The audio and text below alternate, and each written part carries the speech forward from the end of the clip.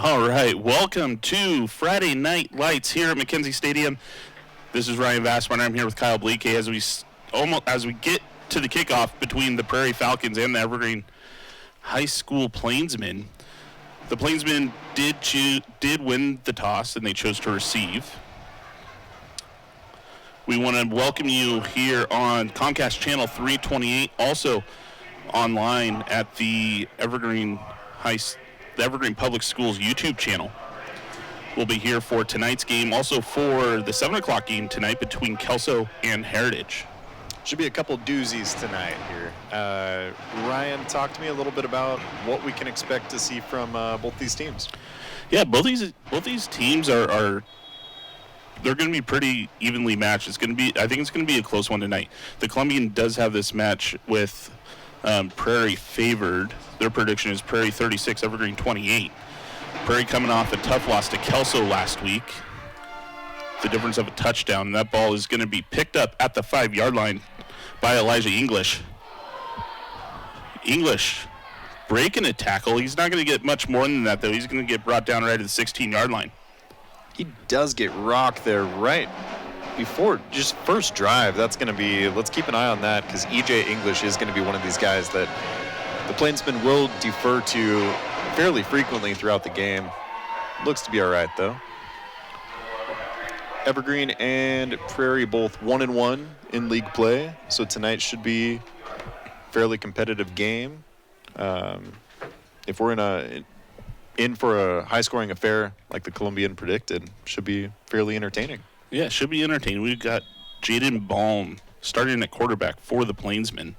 Malachi Hodges sitting just off to his right. That ball skipped off the turf.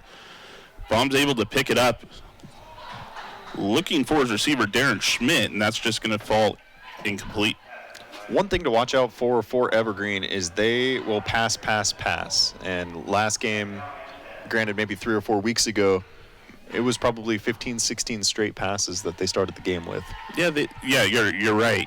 The Malachi Hodges in the backfield has stepped up the running game some. He did get 2 touchdowns last week against they beat Sheldon last week. And that's Hodges with the ball. He bounces out to the outside, and he's going to step out of bounds right at the 25-yard line. And that's going to go ahead and bring up 3rd and 2. Cameron McCrae for the Prairie Falcons on the tackle there.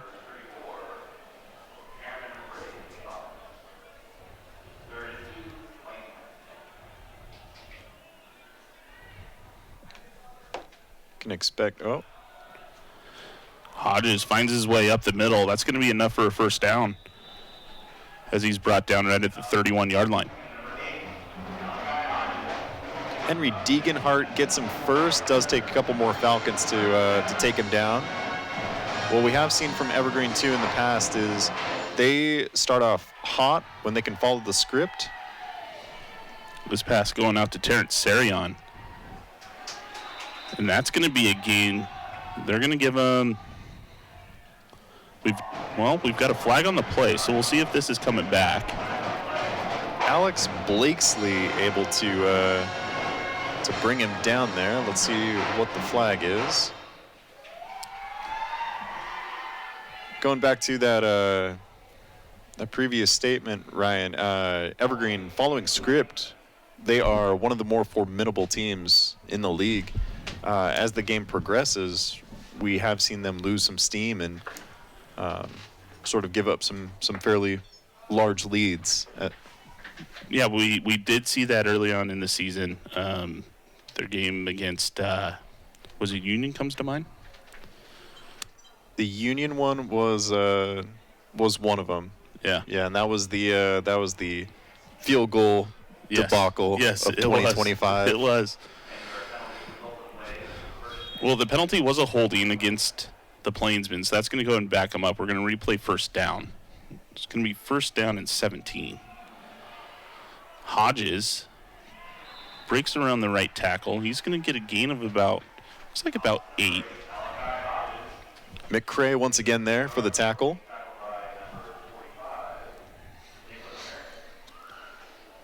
And that's going to bring up 2nd and 9.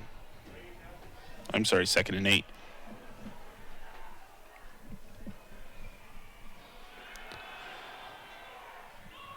Baum looking to Saron. Saron makes the catch, unable to break away from the defender, but it's going to be enough for another Plainsman first down. Tommy Vick able to bring him down, but not after a large gain that's going to get Evergreen a first down, converting on that 1st and long.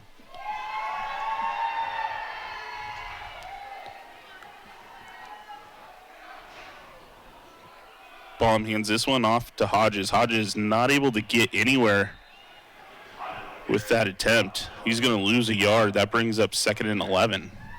It is nice to see Evergreen with a more varied game plan here to start things off. It's much more balanced than we've seen previously. Baum's got trip receivers up top. He's going to Saron once again. Saron gets another first down. Evergreen targeting Vick on that left side the last couple plays. There's a lot of separation between Vick and Saron, and so Vick has been able to go ahead and close down as soon as Saron makes the catch, but not a lot of pressure prior to that.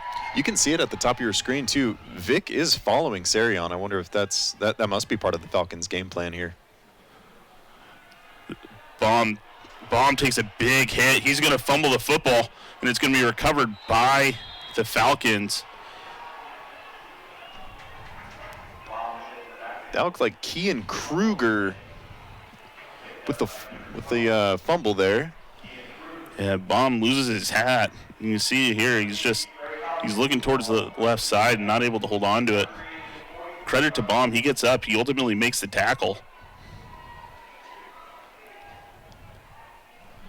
Yeah, gutsy play there from the Evergreen quarterback, and Kruger just unblocked the entire time. And Prairie's going to go ahead and take over at the Evergreen 43-yard line. Devin Viju, the quarterback for the Falcons, comes out in a 5-receiver set. Sends this one out to Jackson Paris for a short gain. Yeah, a small gain there is going to bring up 2nd and what seems to be 8.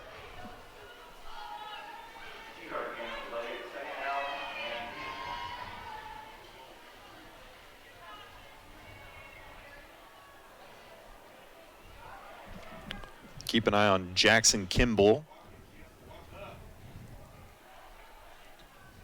This time Viju has Kruger lined up in the backfield. That handoff goes to Kruger. It's going to be for, it looks like maybe a gain of 1 or no gain. That's going to bring up 3rd down.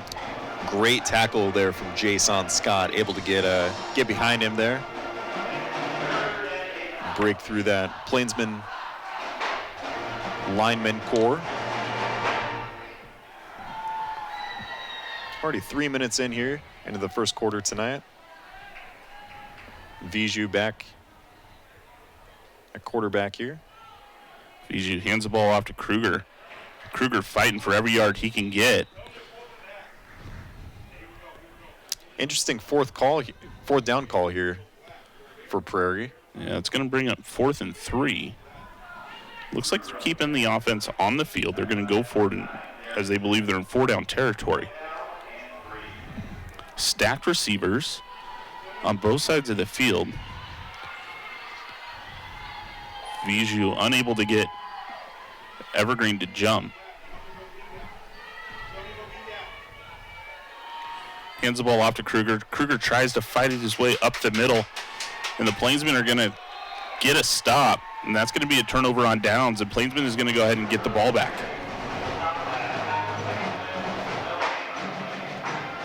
Prairie unable to get a first down there. Immediately following the Evergreen fumble, and we're going to see number 15, Jaden Baum, back in on the field here for Evergreen.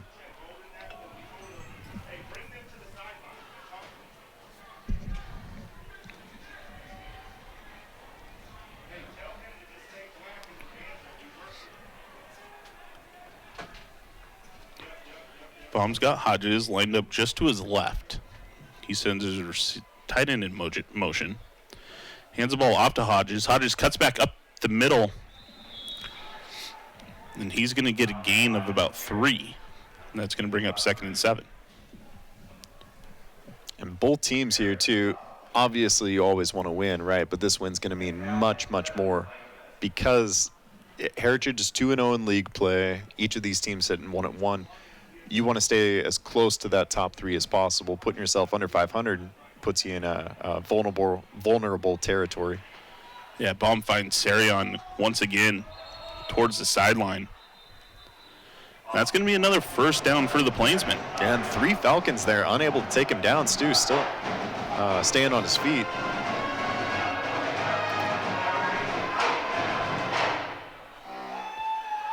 Evergreen's offense, aside from that fumble, they've been pretty stellar here in the early going. They've been taken in small chunks, 3-4 yards at a time. Very methodical and patient. Again, this seems like a more mature group from the first couple of games that we saw. Definitely, definitely. That pass was caught by Hudson Nellis, number 22. Looks like Hodges checks back into the game.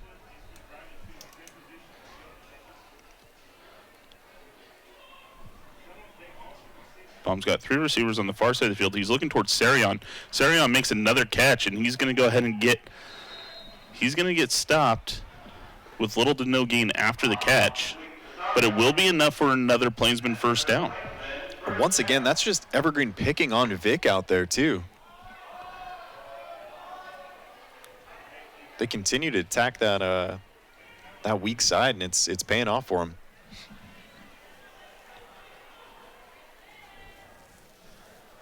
Baum hands it off to Hodges. Hodges makes his way outside the tackle, fighting for every extra yard that he can get. He's going to get about a gain of 8. Looks like a gain of 7, so that's going to bring up 2nd and 3.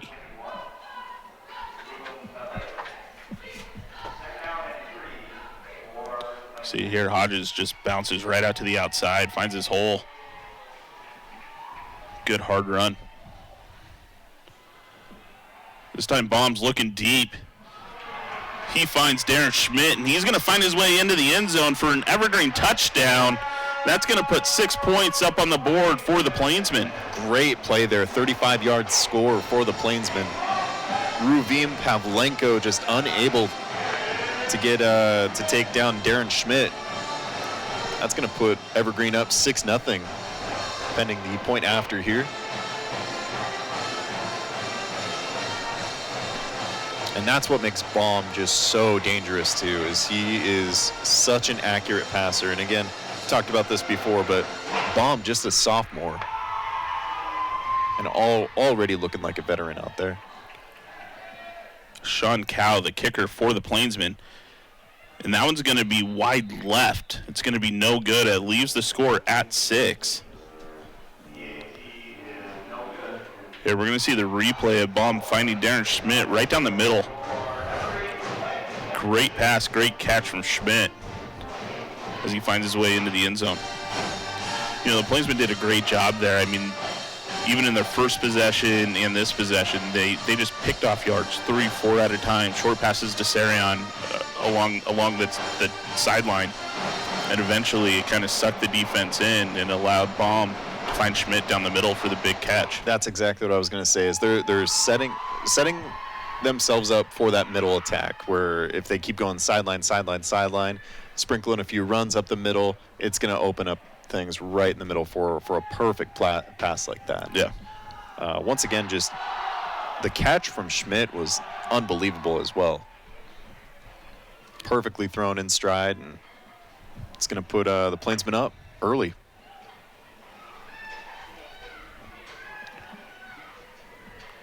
We'll see how the Falcons can respond.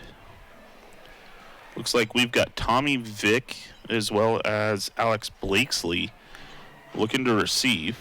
Both of them are standing right on the 8-yard line.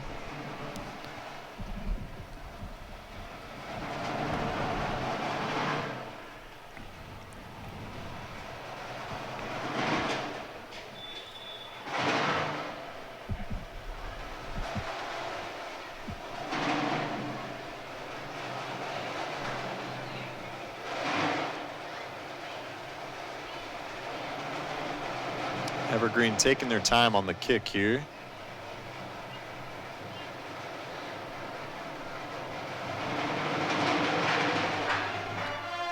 This one's going to be fielded by Blakesley. Blakesley makes his way, cuts his way up through the middle, going all the way to the other sideline, trying to change direction. He's going to get wrapped up right at the 34-yard line. Yeah, good return. Braden Roop finally able to take him down, but he does get quite a bit there. Out to about the 35.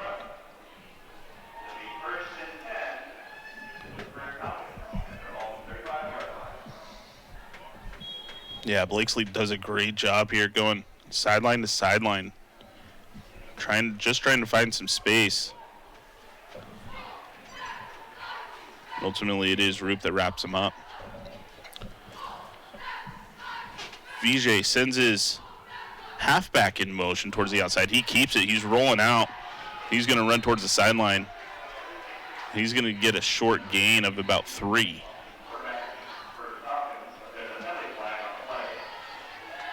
There is a flag on the play. It was in the backfield. Yeah, I wonder if this is illegal procedure, maybe? Evergreen acting like it is against Prairie. It does look to be the case.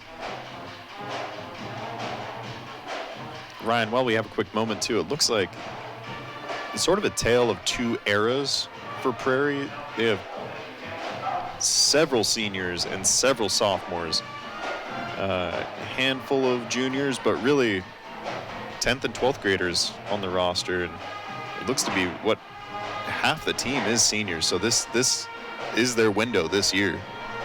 Yeah, it is. I mean, they've struggled in previous years, so it's good to see them really coming up and making contest out of things. It was a holding penalty, so this is a replay of first down. This one's going to get handed off to Kruger. Kruger's got a gain of about 8. Evergreen swarms him there. I don't have a number 23, but it looks like he will be credited with the tackle on that play.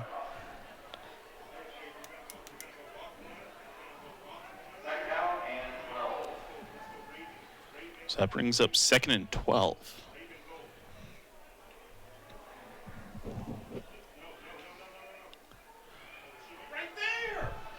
That's Sam Watts running the football from the backfield.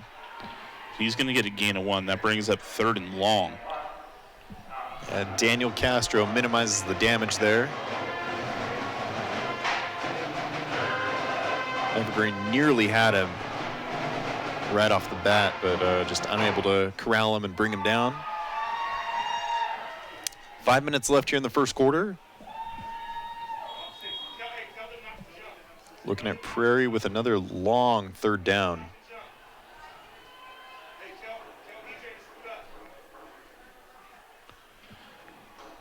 Viju's got Sam Watts once again in the backfield. Viju rolling out to the left. He's looking downfield. He's just going to throw. I thought he was going to throw it away, but it looks like that was ultimately a catch. It's going to result in a first down to Tommy Vick. Yeah, that's great. Great play there from both quarterback and Vic. Rayshawn Chambers able to bring him down. Here's a good replay. Yeah, you see Viju here just rolling out. Makes the throw off his back foot while he's getting hit. Able to find Vic along the sideline for a first down. It's a great scramble play. Yeah, especially when you have Jason Scott right in your face, too, knowing you're about to get hit and still have the confidence to make that throw.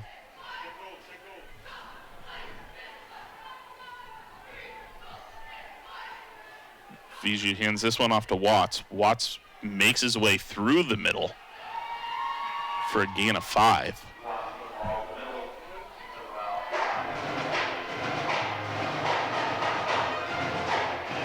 Prairie now inside Evergreen territory.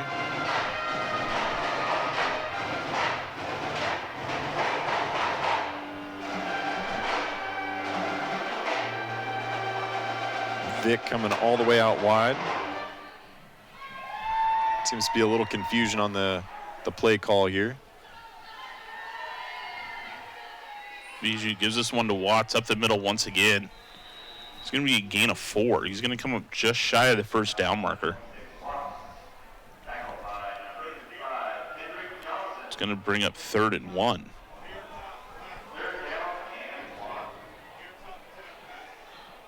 I think the way Watts has just been able to barrel his way through the middle.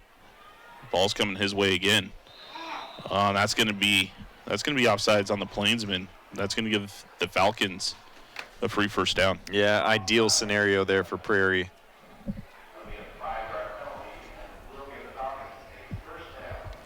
It's going to bring them out to the 38. The fresh set of downs here.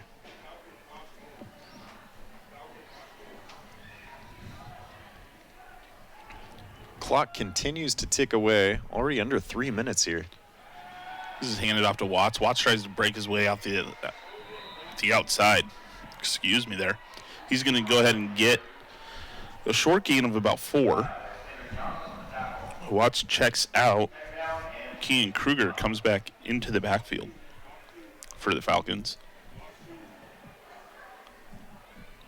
Prairie very purposeful with their play calling here. Just passing doesn't seem to be working just yet, so let's keep running it and find some steam that way. Stacked receivers here for the Falcons. Bijou gets a play call. He's got 5 on the play clock. He finds Tommy Vick. And there is a flag on the play. This may be on the Plainsmen.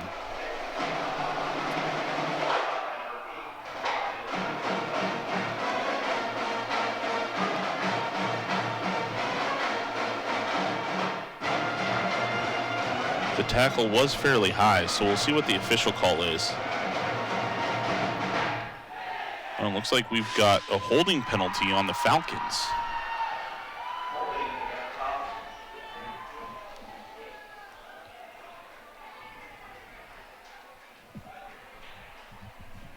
Here, we've got a replay. I'm going to say holding. Against Alex Blakesley, number 5 there. I think the Falcons want offsetting penalties for the high tackle. And they're not going to get it.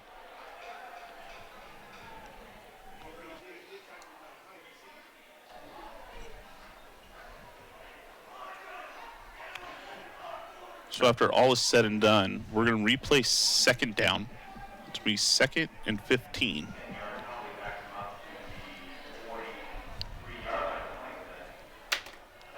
A couple of long downs here for Prairie. They've been able to convert eventually each time. This time, ball's handed off to Kean Kruger. Kruger gets a gain of 2. It brings up 3rd and long.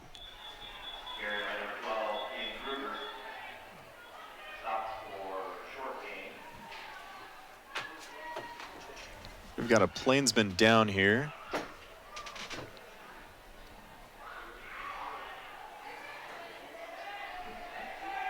Never want to see that. No.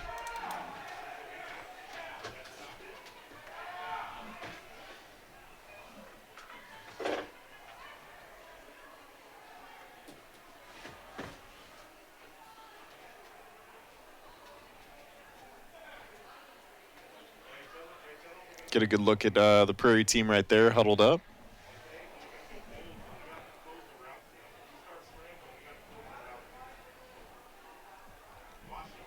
Prairie rocking the white and red tonight, and Evergreen with a good look in black and gold.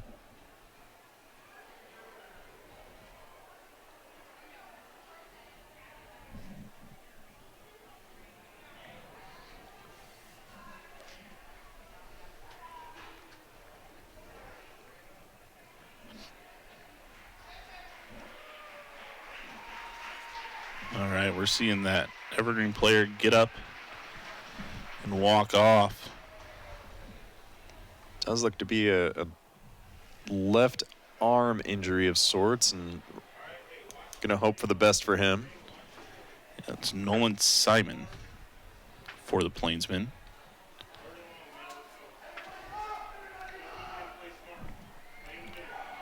Wish that young man well. And we are back. 3rd and long.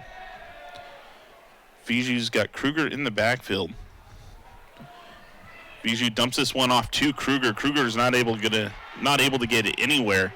Gets tackled for a loss, and that's going to bring up 4th down. And there's number 23 again for Evergreen. Again, I don't have a name for him, but he has been involved in a couple of plays. Great tackle there to limit the damage.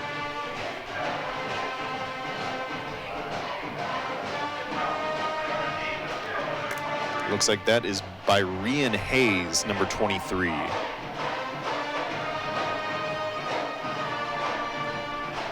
Prairie's going to come down in 4th down territory once again.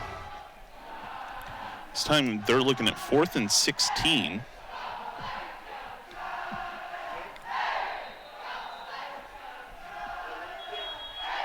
And we're going to get a timeout for the Falcons as they discuss what their options are here, sitting 4th and long with 58 seconds left in the first quarter.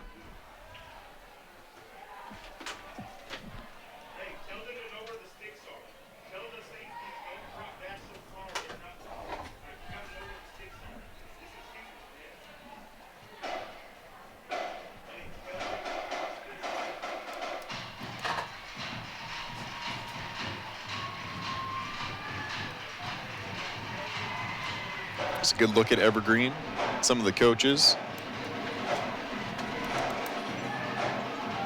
They look locked in tonight. They do. They do. The Evergreen we've seen the first couple times this year, some defensive miscues, some missed tackles have really defined their early goings in the season. But this looks like a different team. Yeah, they've cleaned things up for sure. Yeah, have to credit Christian Swain, head coach for Evergreen, for making some changes and finding what works. Long 4th down attempt here for Prairie. Viju's looking towards the near side, trying to scramble away, unable to get away from, that's Jason Scott, and he's going to get brought down for a loss. And the Plainsmen are going to go ahead and take the ball over on downs in Falcon territory, right on the 49-yard line. Yeah, again, just a great defensive play there for Evergreen, getting right up in the face of Viju.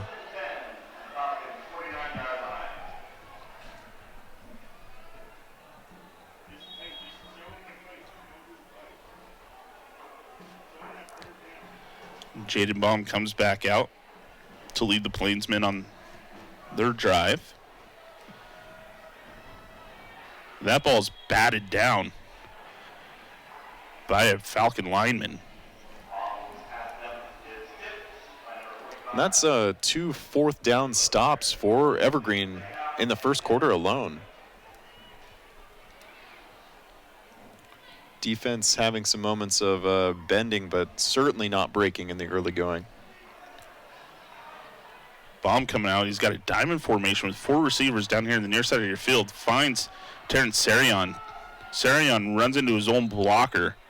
He's going to get a gain of 3 out of the play. And that brings up 3rd down.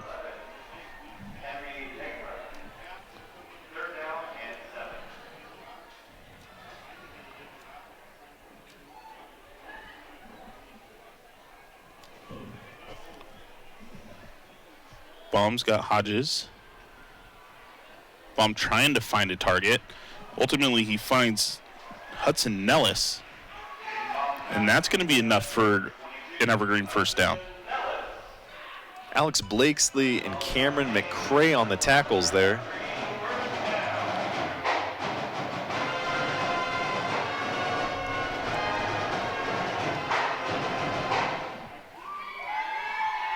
Baum hands this one off to Hodges. Hodges gets stuffed early.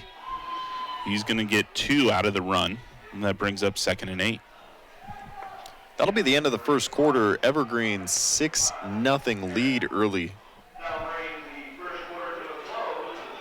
Yeah, we sort of expected an offensive game tonight, and so far have not seen that, but still early, plenty of time. Well, Prairie's had some moments where they've seen some offensive momentum. They just can't. They've gotten stuck, right? They've gotten into two situations to where they were in fourth down territory, and one was fourth and long, and they didn't have a whole lot of options. Yeah, Evergreen has really been able to string little play after another and keep that going with the and then finally get that big gain with that 30-yard score. And Prairie, they'll have a couple short plays, get backed up by a penalty, have a big play, but they just can't string, four good plays together. Yeah, penalties have certainly been the Achilles heel for the Falcons so far tonight. You're right on point with that. I mean, really, their two drives have been plagued by penalties and sending them back. Yeah, several holding calls have really killed any Falcon momentum. But Evergreen at the same time doing a great job defensively.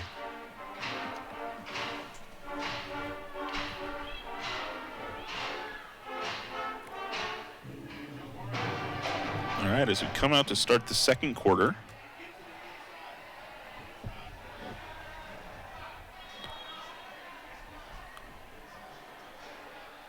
Baum looking left. He decides to go through the middle, trying to find Terrence Sarion deep.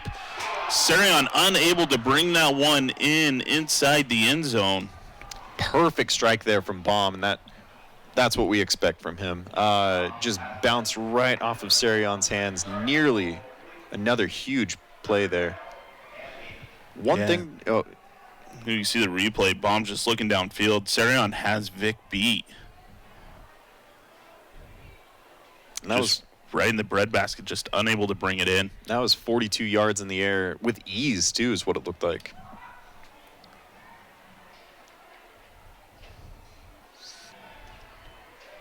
Looks like a very similar play. Baum decides to go ahead and roll out, scramble. He's going to throw this one to the end zone, unable to make a completion. We do have a flag down here around the 4-yard line.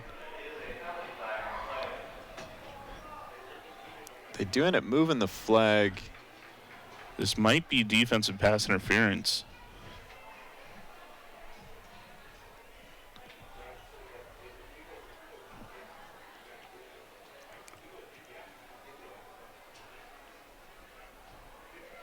Yeah, and that's another bummer for Prairie there. Again, just penalties. Really, really coming back to bite them. Yeah, because, I mean, I think even without that interference, I don't know if Sarion gets to the touchline to complete that catch. I agree. I don't think that was a catchable ball. Referees disagree, and it's going to be an Evergreen first down and a big, big gain. That's going to bring up 1st and 10 from the 19-yard line. That brings the Plainsmen inside the red zone for the second time tonight. Actually, for the first time tonight.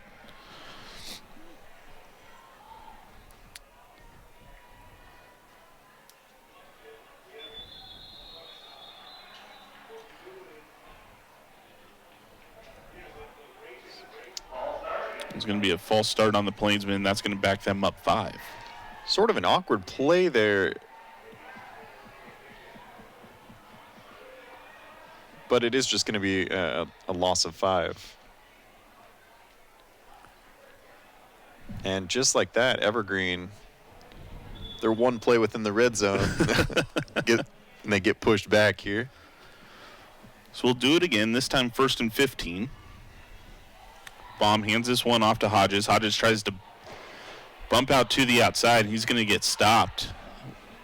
McCray yet again involved out there, gets the tackle.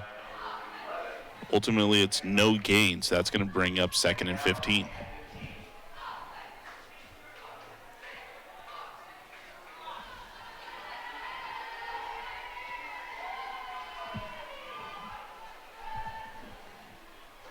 One thing to note, too, is Evergreen can kick field goals from deep, so. Baum throws this one into the chest of the Prairie linesman. Yeah, Isaac Tooney there. Nearly catches that, but just unable to corral it fully.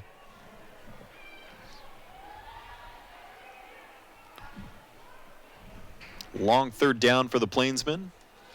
Looking to extend their lead.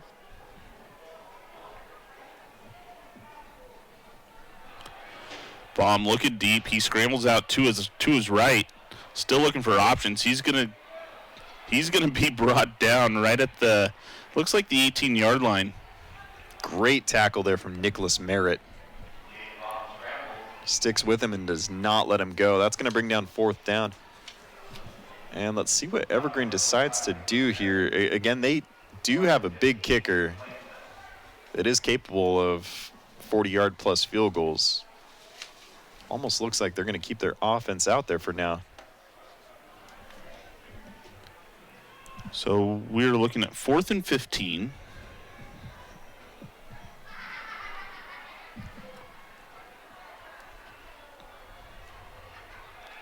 Baum looking for Sarion. Sarion stops. He's able to make the catch. We're going to see where this ball is spotted. It's going to be close. Oh, yeah, they're going to give it to him. They had him making that catch right at the 5-yard line. That's going to be enough for a first down, first and goal. God, great play call there. Great execution from the Plainsmen. Yeah, Baum looking for Sarion the entire way. Sarion skies for that one, too. Able to bring it in and puts Evergreen on the cusp of extending their lead.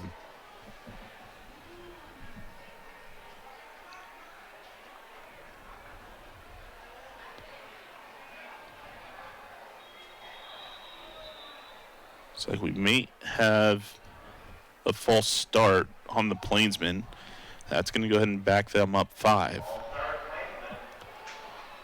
That's going to bring it to first and goal from the 10.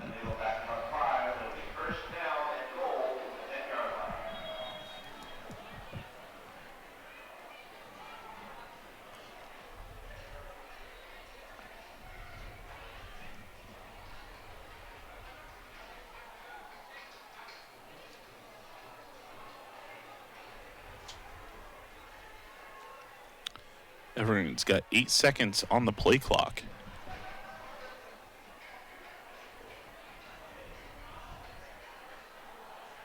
And they're not going to get this off. It's going to be a timeout. They're gonna just in time. Yeah, Evergreen's going to go ahead and burn a timeout.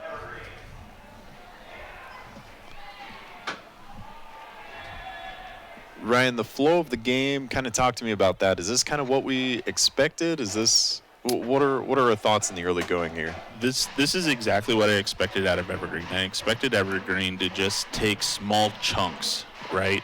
Every single play, 3-4 yards, and that's what they've been able to do. And we talked about it earlier in the first quarter, right? That really draws the Falcons defense in, and it opens up the backfield for Baum to go deep. And he's done it twice. He was successful on the first throw to Darren Schmidt for the first score. Terrence Sarion unable to bring one in the end zone. And it's really, it's been the Plainsmen's game plan, and they're executing it well so far. One thing that does seem to be going in Prairie's favor is they have been able to neutralize Malachi Turner-Hodges a little bit, where in the early going he was able to find those small gains to set up those big plays like you were saying, but really unable to find any sort of traction here the last couple of minutes, especially this drive. See if they go to Hodges on this play. Baum's got Sarion one-on-one with Vic on the inside. The ball's handed off to Hodges. Hodges isn't able to go anywhere. That's going to be a loss at 2. And yet again, that's McCray just dominating behind the Evergreen offensive line. Yeah, untouched, gets back there and takes him down right away. Yeah, Hodges had nowhere to go. That brings up second and goal from the 12. 3-bunch set on the near side here. Baum's looking towards the middle. he was able to find Adrian Bulkalov. That's going to be a short gain. That brings up third down. 3rd and goal from the 7. Good tackle there from Henry Deeganhart as well. Without him, Evergreen surely would have found the end zone.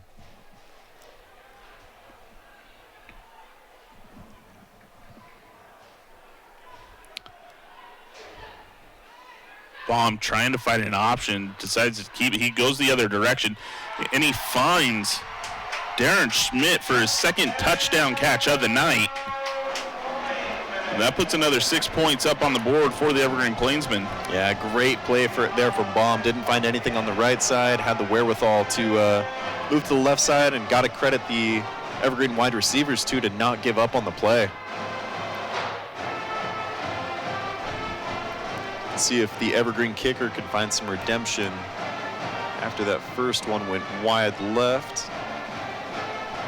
Kicker for Evergreen is Sean Cowell. He missed his first extra point attempt tonight. See what he does with his 2nd. Kick is up. And it is good. And that's going to put another point up on the board that brings the total Evergreen 13, Prairie 0.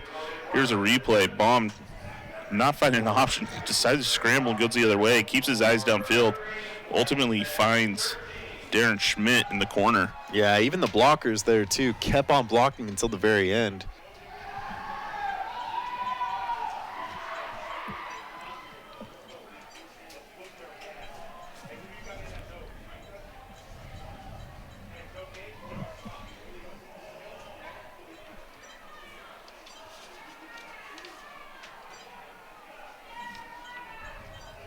About 8 minutes, 11 seconds here in the first half. Evergreen up 13-0.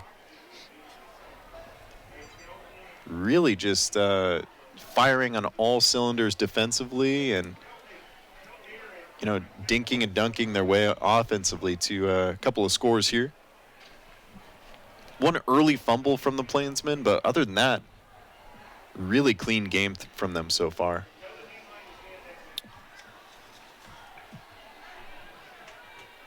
Yeah, slight correction here, and I apologize. I had an old roster, but it looks like the kicker for the Plainsmen is number 32, Jose Suarez. My apologies.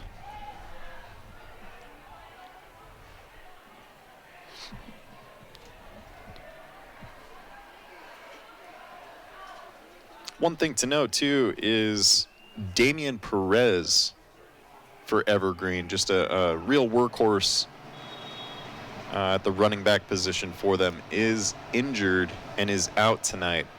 We're seeing more of Malachi Hodges back there. Evergreen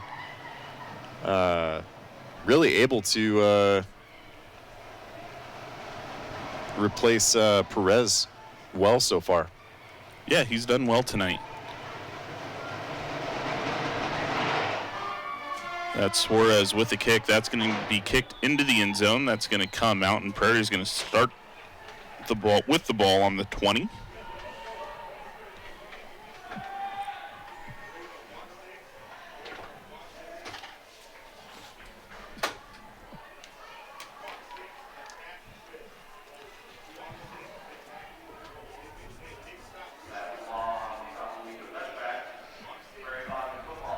First and 20 for Prairie here.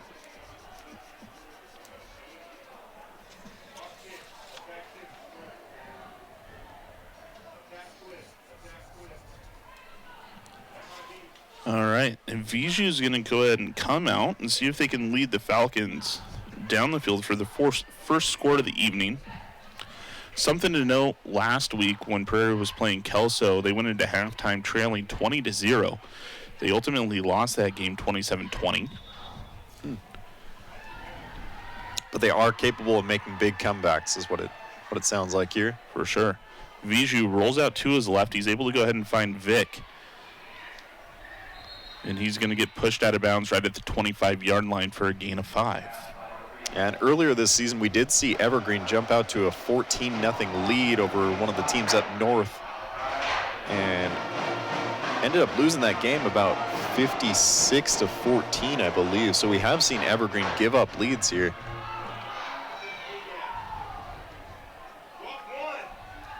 Anything could happen here over the course of the last 31 minutes or so. Viju looking downfield, scrambles out to his right. He's going to ultimately keep this one, makes his way out of the bounds, and it looks like it's going to be enough for. And we'll see if they give him the first down. He may come up just a yard short. Good scramble there from Viju. The big gain setting up, getting very close to at least the first down marker.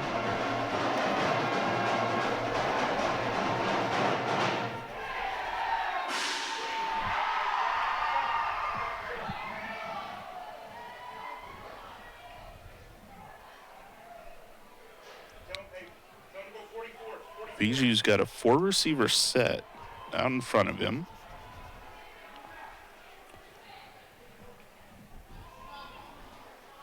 Looking downfield, he decides to scramble out.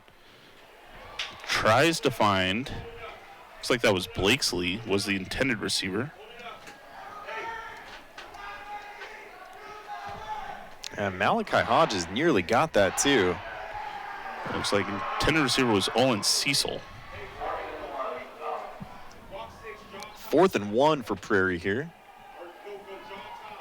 Keep in mind, Evergreen has forced 2 fourth down turnovers so far. Looking for their third. Yeah, this one's going to be handed off to Sam Watts, the big halfback. And that's going to be enough for a first down.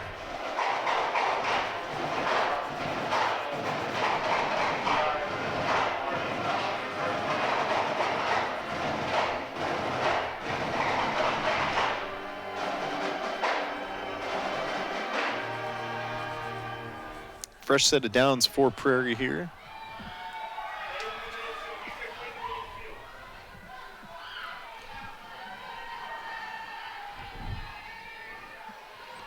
Viju scrambles out right once again. He's going deep, trying to find Tommy Vick. Vick's able to go ahead and bring that in, makes his way down the sideline, still fighting, and he's going to find his way into the end zone for a big touchdown for the Falcons. That's a 68-yard score for Prairie there. And again, Vick just not giving up whatsoever. Evergreen unable to tackle him. Vick did a great job there, A, to secure the football, but then to continue to fight and ultimately make his way in for the score.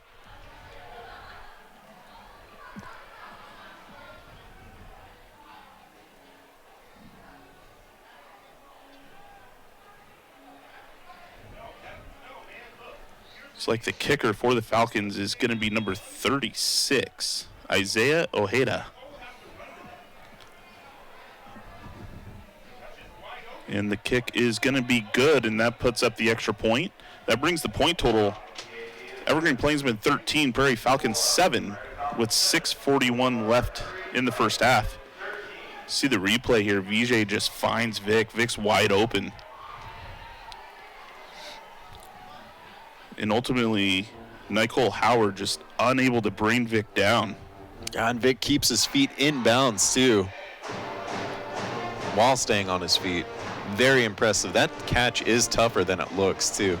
Oh, for sure. What a throw off 1 foot, 30 yards in the air at least. Great execution all around from Prairie. And Ryan, you touched on it, man.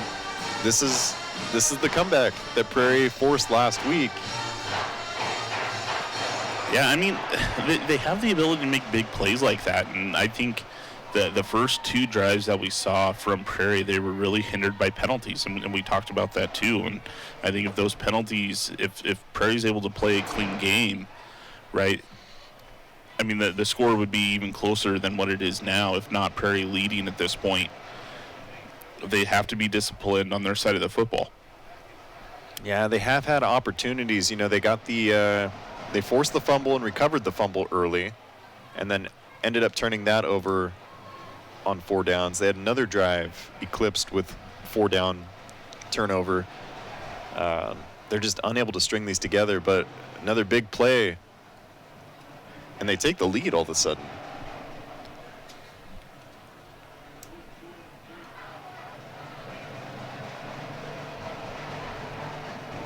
E.J. English and Terrence Sarion back to receive the kick for the Plainsmen. They're standing on the 10-yard line.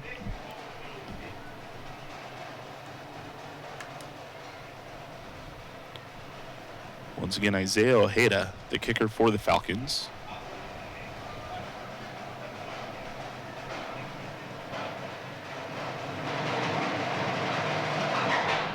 And they're going to try an onside kick.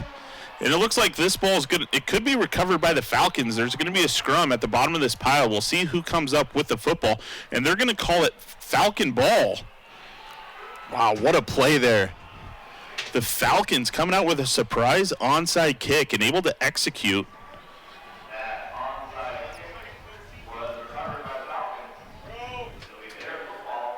Prairie doing a great job to ensure that the ball traveled 10 yards before they touched it. We'll see. I mean, it was bouncing.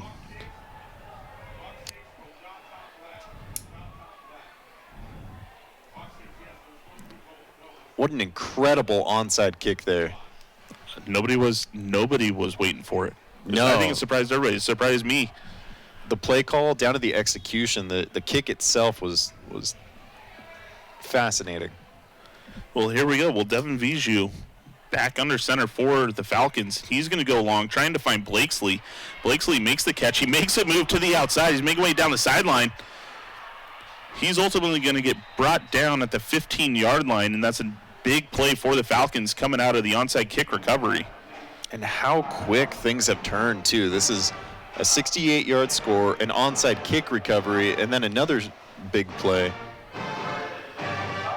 Blakesley coming out of that one. Again, off 1 foot. Watch this juke here. Going right, just kidding. Yeah, what a play. He came up limping just a little bit. Hopefully he's okay. Tommy Vick also checked out of the game.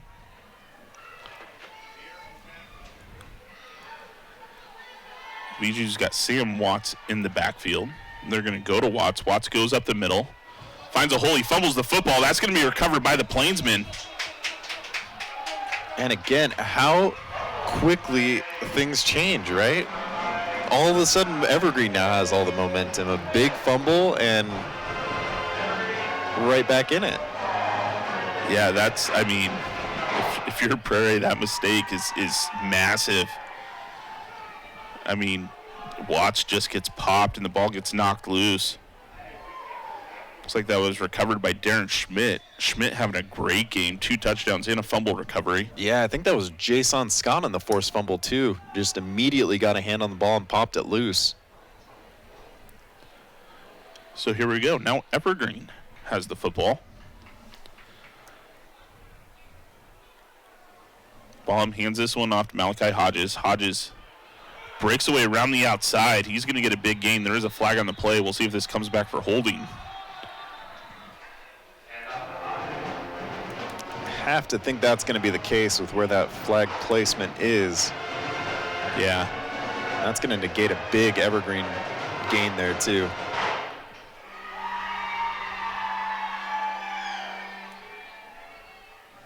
And it is going to be holding on the offense. We're going to replay first down.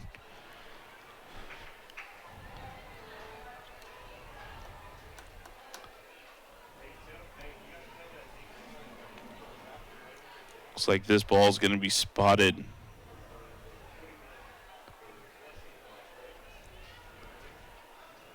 right at the 7-yard line.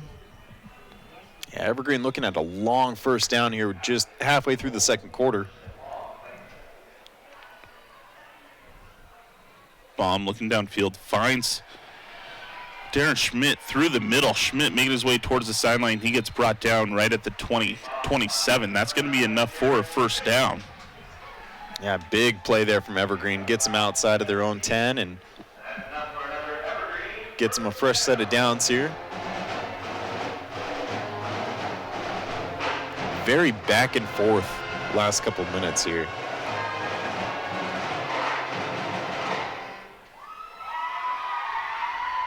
Bomb settles in. Finds Sarion. That's going to be an 11-yard pass. That's going to be another first down for the Plainsmen. Evergreen really doing a good job of staying on their feet and refusing to go down here.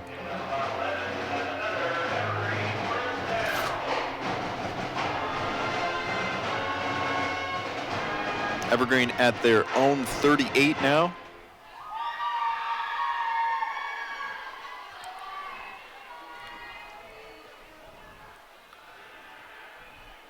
Bomb looking for, thought he was going for Hudson Nellis. Looks like he was looking for Sarion. Yeah, kind of fires it between two Plainsmen. It almost looks like they each thought the other was going to get it too. That's what it looked like. That brings up 2nd and 10.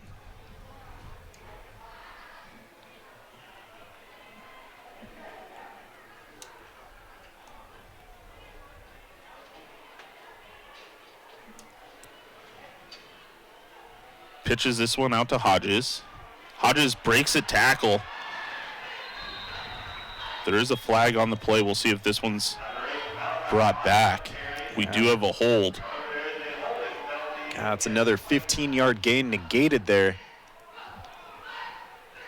We touched on it earlier too, but penalties really defined Evergreen's first couple games, where we're seeing that rear its ugly head here today.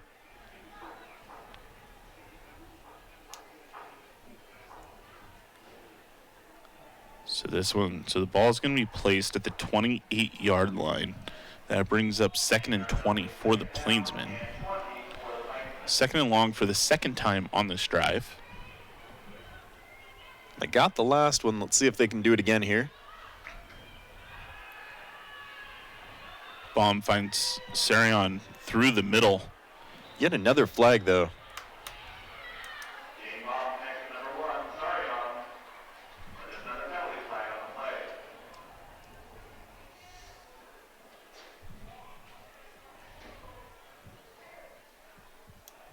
We might have a defensive hold. We'll see how good I am at reading lips. Pretty impressive from about 215 yards away.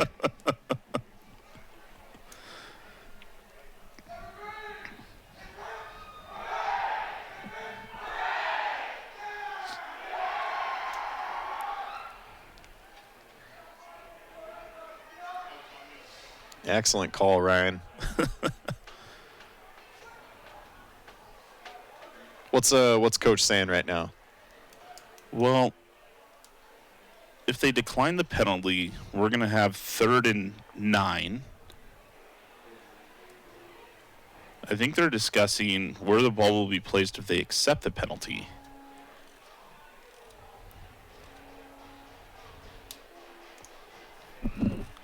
So Evergreen's going to go ahead and decline the penalty. So that should bring it up to about 3rd and 9.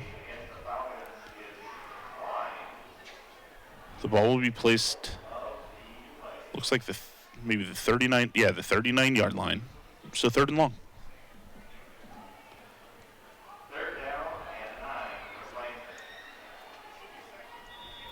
You're a wizard, Ryan. I'm not sure how you did that, but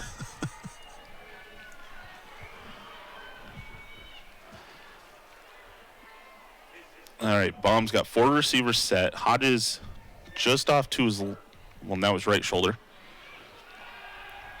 Bomb looking deep to find Sarion. Sarion has great separation. He makes the catch. and again, what an incredible throw there from Baum. Just with ease, maybe 50 yards through the air. If you're the Falcons, you got to find some sort of answer to cover Terrence Sarion because he's gotten separation time and time again. They did have Tommy Vick on him. He couldn't cover him. Now they've got, that time it was Ruveen Palenko. And this is Bond's helmet popping off yet again.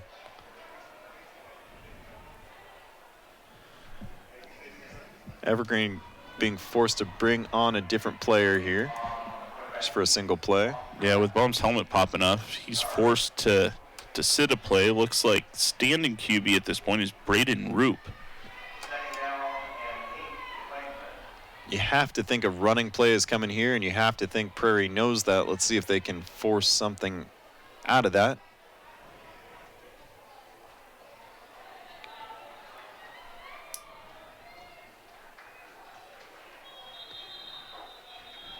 And Roop gets it looks like there's going to be a timeout called by the Plainsmen. I thought they almost got the Falcons to jump offside. That's what it looked like for a moment, and would have been the ideal scenario for Evergreen, but going to burn their second timeout here.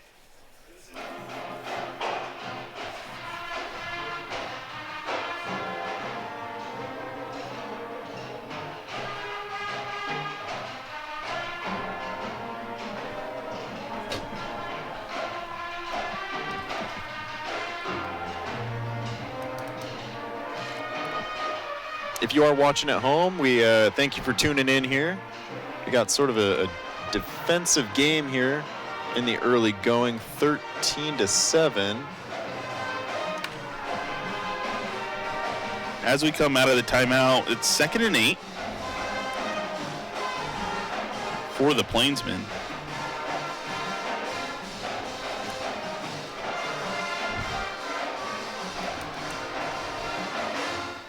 Baum was trying to come back in, but because the play wasn't actually ran, he's still forced to sit. So will be Braden Roop in as the quarterback as the Plainsmen face 2nd and 8. Yeah, Evergreen trying to find a loophole in the system, but the the referees immediately shoot that down. Hand it off to Hodges. Hodges makes his way through the middle. He gets brought down right at the 10-yard line. There is a flag on the field.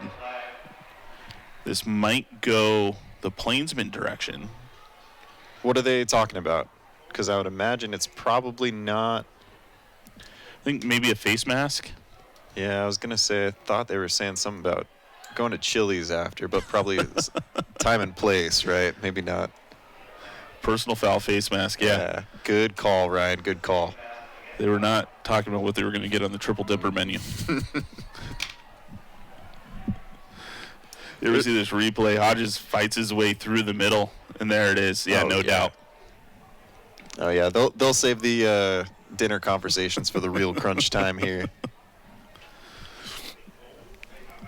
So that's going to be first down. It's 1st and goal from the just shy of the 5-yard line.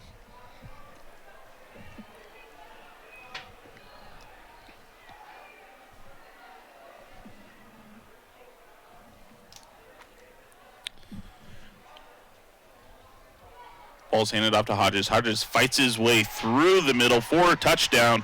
That puts 6 more points up for the Plainsmen. Takes the total to 19. Yeah, Evergreen finally able to get another one on the board. It has been quite a while. Curious to see. It looks like they may be going for 2 here. Ryan, I'm also being told there's no Chili's within about 450 miles. So I think that's also true.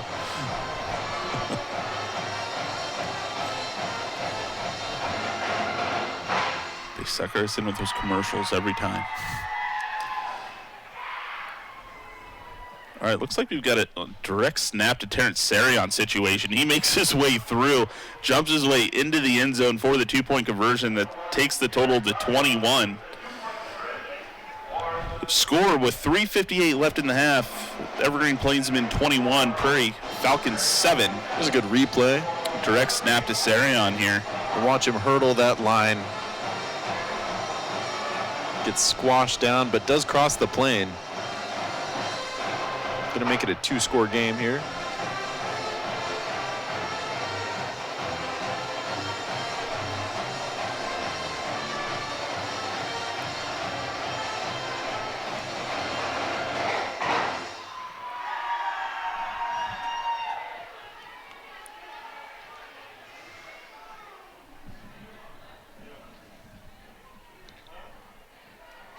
Just under 4 minutes left here in the first half. Evergreen now with a 21-7 lead.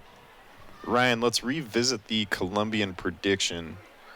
They did have Prairie winning a close one, 36-28, correct? They did. If that is going to be the case, Prairie has their work cut out for them offensively and defensively. They do. I mean, we've seen Prairie able to score on big plays, right? I don't think Prairie's out of it by any means. Their first 2 drives we talked about, they were plagued by penalties. That really kind of stopped the momentum in their favor. Turnovers hurt the Falcons, the big fumble after their covered onside kick. I mean, Prairie's got a lot of offensive options. They're in a very similar situation as they were last week. They were down, 21-0 or 20-0 last week against Kelso. They came back and made it a game. That ball gets kicked into the end zone, so Prairie's going to start with the ball on their own 20-yard line. So no reason to press the panic button for the Falcons yet. Evergreen needs to continue doing what they're doing offensively. They're doing fantastic. I mean, Terrence Sarion has beat every single defender that the Falcon has put on him so far. So it's, the Plainsmen have to continue to execute. The Falcons need to execute, and we'll have ourselves a ball game. I know, wise words. It sounds pretty simple. Let's see if Prairie can pull it off here.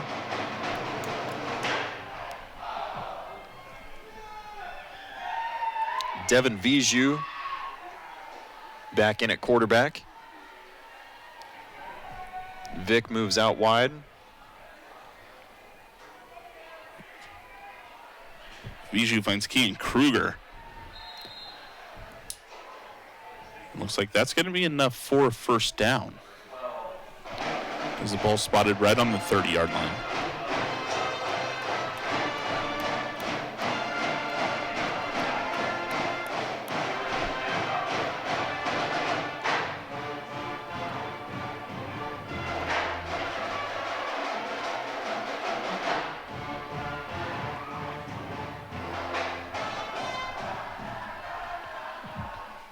Viju hands this one off to Kruger again. Kruger tries to bounce out to the outside. He fumbles the football. That's going to be recovered by Abdullah Barrett of the Plainsmen.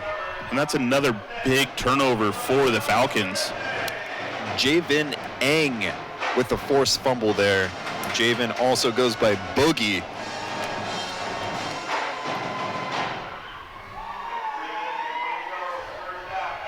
Yeah, again, that's just penalties and turnovers for Prairie so far. Really got to clean that up.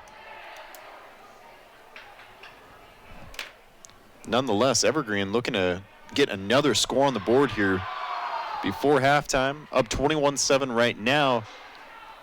Inside Prairie territory after that fumble.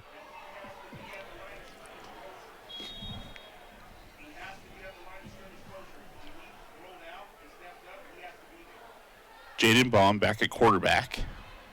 Finds Terrence Sarion. Sarion tries to cut back through the middle. He's going to be stopped, and that's going to be a loss of a yard.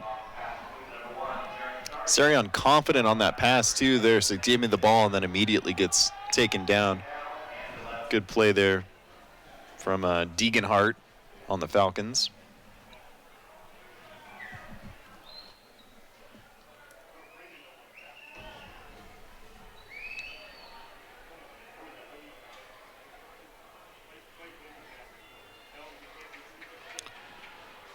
Baum finds Darren Schmidt out in the slot.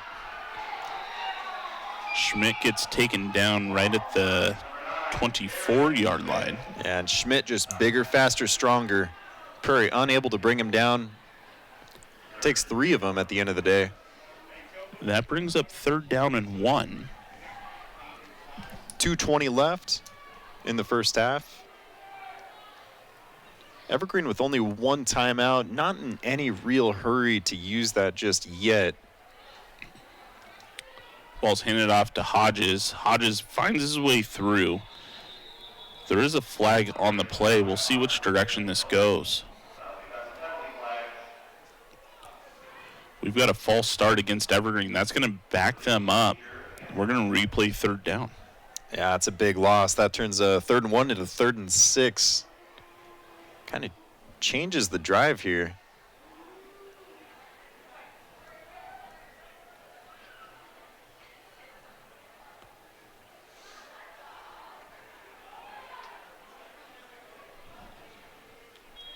Little bit of a different play call now. Sitting at 3rd and 6 instead of 3rd and 1. Have to imagine Evergreen's going to trust Baum to find his receiver's hands here. Baum looking at Sarian. Sarian catches it over the middle. He cuts back through, trying to juke some defenders, continues to fight. He's going to ultimately fall short of the goal line. He's brought down, it looks like at the 2. God, just Evergreen covered in butter or something out there. Just Prairie cannot bring these guys down. Evergreen just slippery all over the place. Baum hands this off to Hodges. Hodges finds a big hole. They haven't called him in yet. And the officials do signal for a touchdown. And that takes the score to 27.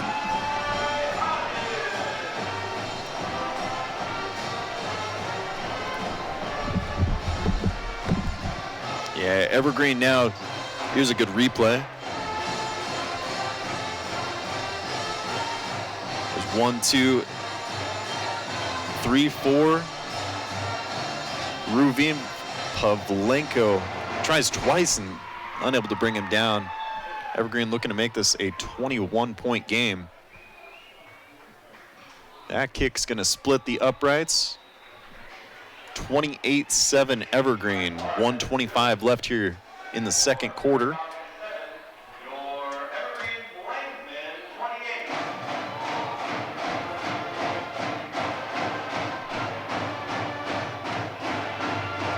Evergreen never even needing to use that timeout, able to find the end zone real quick.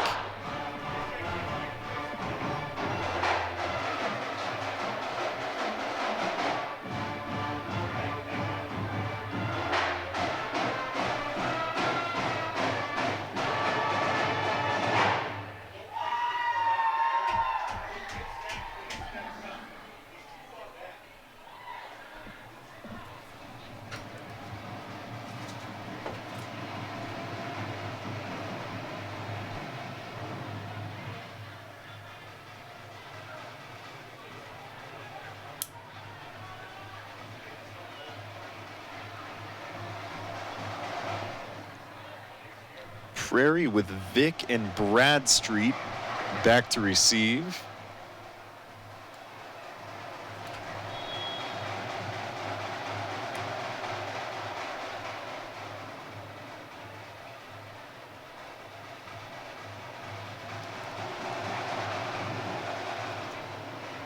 Once again, Evergreen really just taking their time.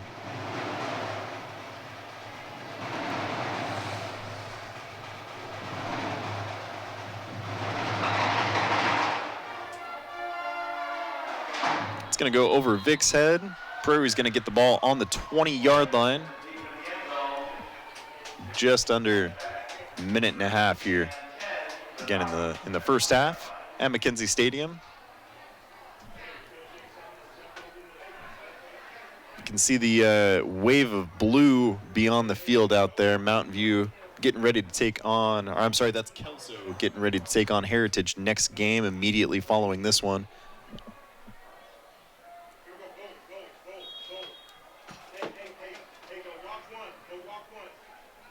Devin Viju again, back in at quarterback.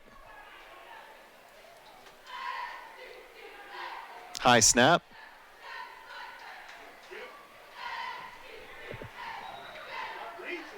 Sam Watts able to bring that in.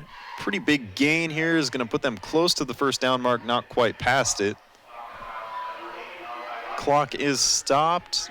Gets them out to about the 27. Second down.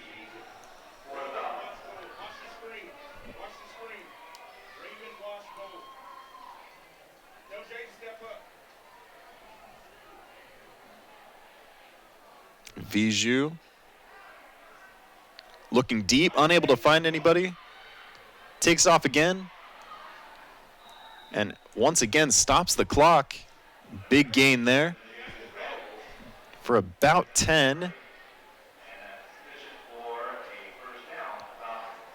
First down out to the 36 for Prairie.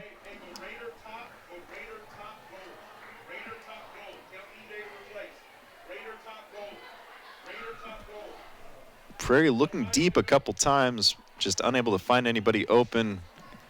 Secondary for Evergreen doing work back there. Another high snap. Viju keeps it, stays on his feet, gets about 6 yards. Prairie with still 2 timeouts left. They will burn one here, and that's going to get them out to about the 41 is what it looks like with 50 seconds left. Looking to close this gap before the halftime. Good look at Prairie right there.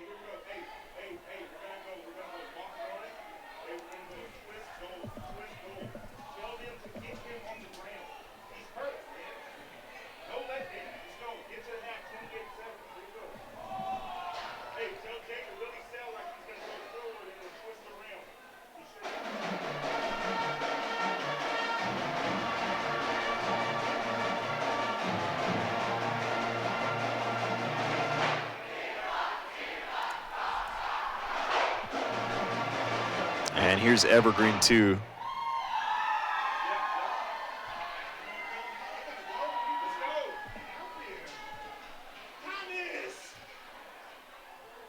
Prairie ready to go. Evergreen just taking their time here.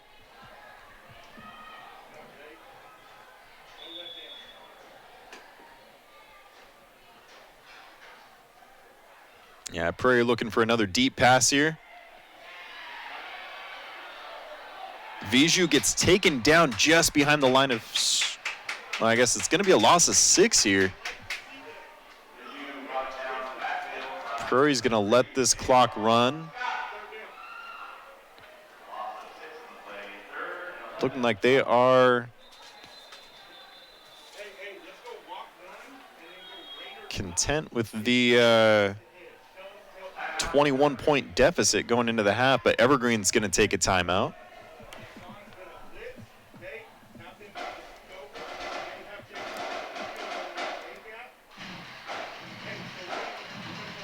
Evergreen, no timeouts. Prairie looking like they were okay with the clock running down.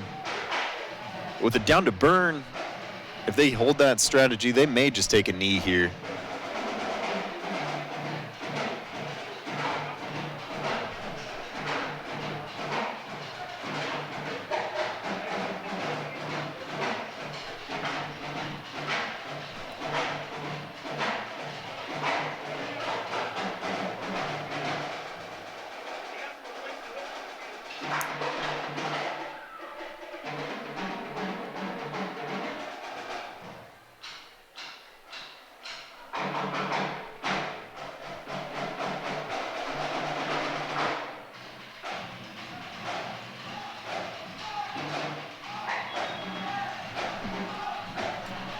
All right, let's see what Prairie's got drawn up here.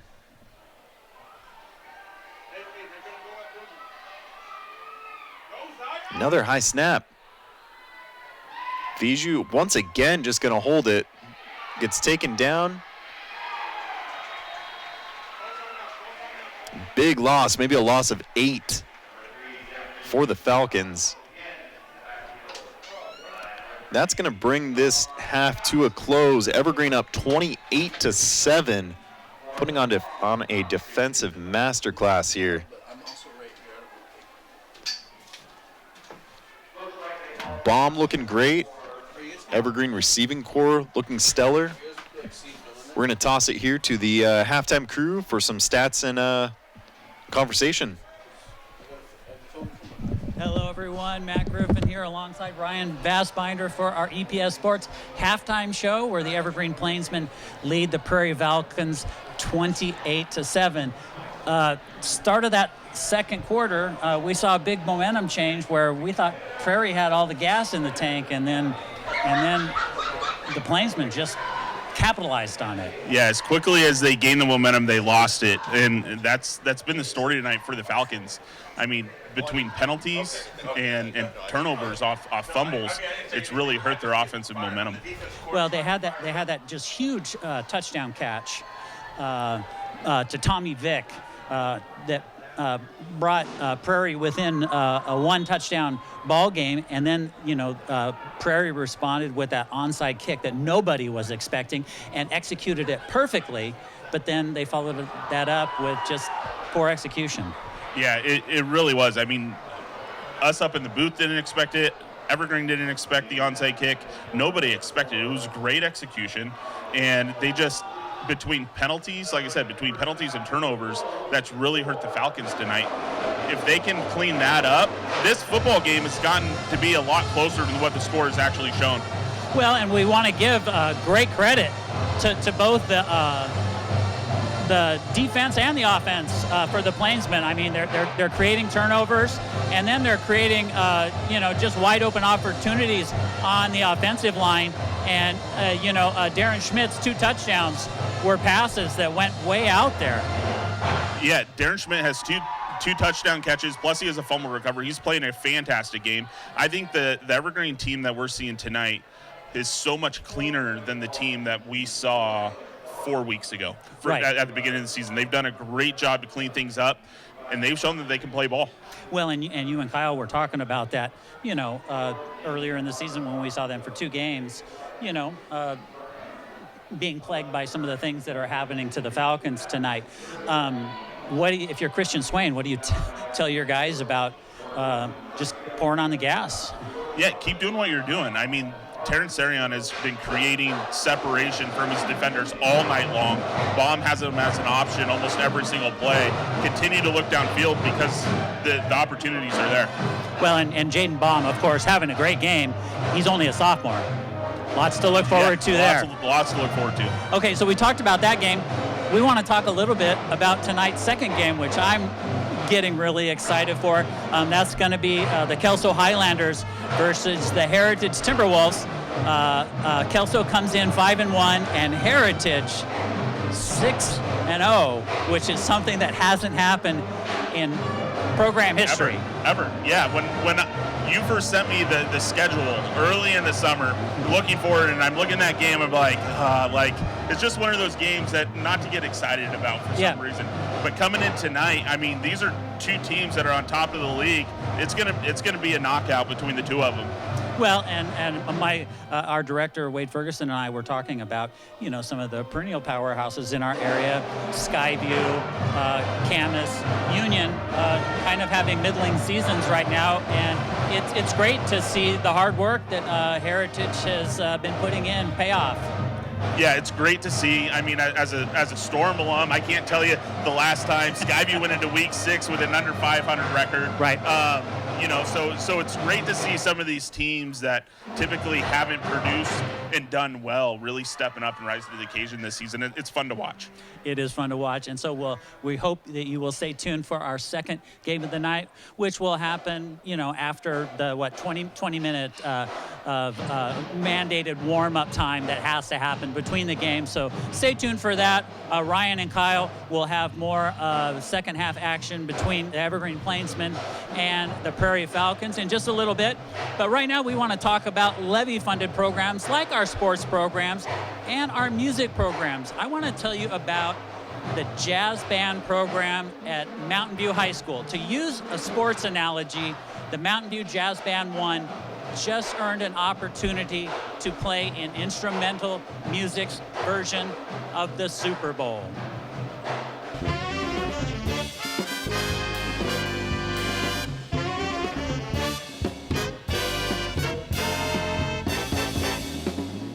After recording 3 performances in February as part of their audition, it was during a rehearsal in April when band director Sam Ormson received the news that Mountain View High School's Jazz Band 1 had been invited to perform at the Midwest Clinic. And I had my phone out because it was playing music, and I opened up the email, and then I saw like the subject line, and it said Midwest Clinic, and I was like, and I had this little moment of don't click on it, because what if What if it's a no?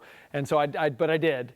And I read it to them, and they were all, I don't know if they believed me, but I was like, oh, what? We made it? And so everybody was super excited because they had done all this work to prepare and they had worked so hard to create the audition recording. And, they're a hardworking group of kids. And he was just kind of checking his phone. And then he like stopped talking and just checked his phone, and he read out loud the email, and like everyone was like, oh my goodness, it was so exciting. Exciting doesn't begin to describe it. The Midwest Clinic is the country's premier music educators conference, and Mountain View's top jazz band is just one of 5 invited to perform at the conference out of hundreds of audition submissions. Well, so this trip really symbolizes to the jazz program how important it is to have jazz programs in school, because look where it can take you, right? We can go and teach other people how to use their jazz programs in their school. I wouldn't be who I am today without this jazz program, And the Mountain View Jazz program is a team effort, with director Mark Clausen leading Jazz Band 2 and preparing students for Jazz Band 1. Personally, I'm really happy just to know that I want to put more into this program, because I know that when they leave me, that they're going to another really great place that they can grow even more from. And it makes me very, very grateful for my students and for Mountain View and Evergreen that the infrastructure and that what we do is possible. I know it's not just me doing this. It's the students and the families and the other teachers in the district who started these students on their instruments. So it's a very holistic. There are many, many pieces, and we might be the leaves of the tree, but I totally understand the roots and all of those other pieces that went into it. So there's a lot of gratitude for everything we get to do. Evergreen Public Schools activities levies help fund music programs in our schools, but this trip is beyond what levy funds can pay for. The total cost of the trip to get 20 students, 3 staff members, and 2 parent chaperones to Chicago is about $37,000 for airfare, ground transportation, hotels, and food. The band does have local and national business sponsors, but is looking for more donations to blunt the impact on families. So it is still a financial burden on those individual students, and they're fundraising as well at the individual level, and they're working hard to do all of that. But it is such an honor that I want it to be possible for all these students. Trumpet player Claire Hagley says this isn't your run-of-the-mill field trip. They're going to showcase Evergreen Public Schools' outstanding music programs to the world. It's a lot of things. First of all, Midwest is one of the biggest band clinics in the nation, and there's every state represented. Not only that, but there's international representation. So I think us being one of 4 or 5 jazz bands to be able to perform and showcase music for educators just shows how much our program contributes, and not only in the state but the nation. If you'd like to help make this once-in-a-lifetime performance possible, you can make a tax-deductible donation at mvim.org/Midwest Clinic and click on the Donate Today button. You can also reach the website with the QR code on your screen. So once again, the Mountain View Jazz Band 1 performs December 18th. Out in Chicago for the Northwest Clinic. We're so proud of them. As soon as we get video or photos from their performance, we'll bring them to you. We will have second half action, the Evergreen Plainsmen versus the Prairie Falcons. Evergreen leading 28-7 after just a couple more messages. Hate is loud. It gets clicks. It gets attention. Hate, however, is actually quite small. But love is the majority. Love fills our hearts, our lives, our every day.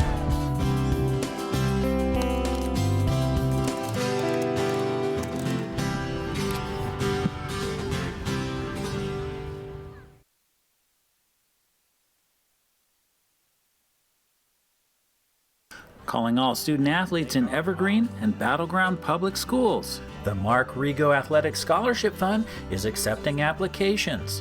Mark Rigo was a beloved football and track coach who passed away in 2018, but left behind a legacy. The thousands of student athletes he pushed to become the best versions of themselves and pursue their dreams. His whole thing was the power of one. If he could just do one thing each day for one person, he's made an impact. If you are heading to college or a post-secondary trade school and have taken part in sports in Evergreen or Battleground Public Schools, Rigo's legacy can also help offset some of your college costs. To fill out an application and learn more, head over to rigoscholarship.com. Let's keep Coach Rigo's legacy going by helping new generations of students pursue their dreams. Hi, I'm Matt Griffin from EPS Sports. I'm here at McKenzie Stadium to tell you about the schedule for our fall football broadcast. We'll be covering doubleheader games on September 5th and 12th.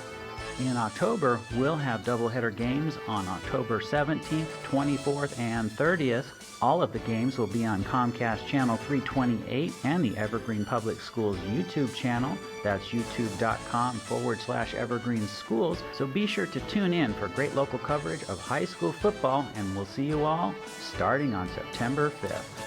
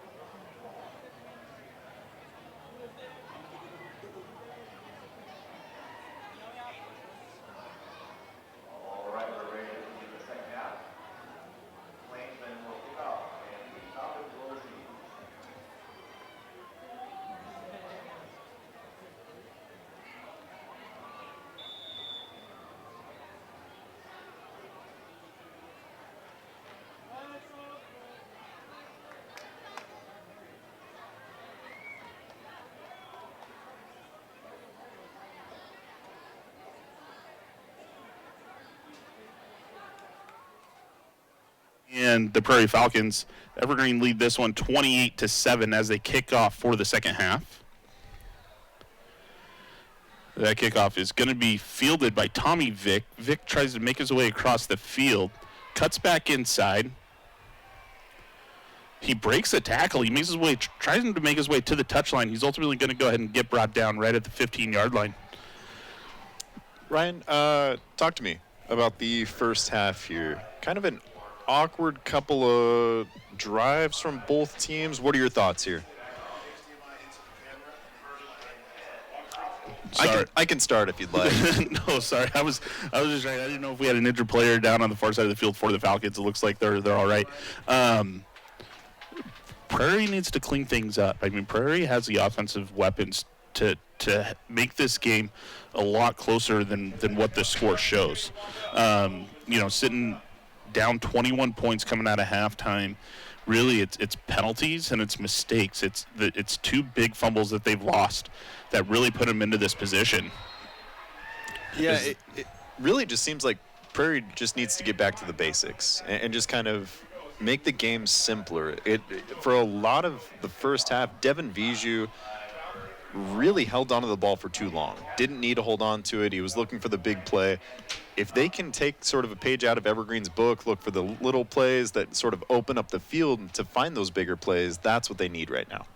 Yeah, for sure. But at the same time, credit to Evergreen. Evergreen's played fantastic in this first half. I think they need to continue to do what they're doing. Here's a big run by Sam Watts, and that's going to be enough for a first down.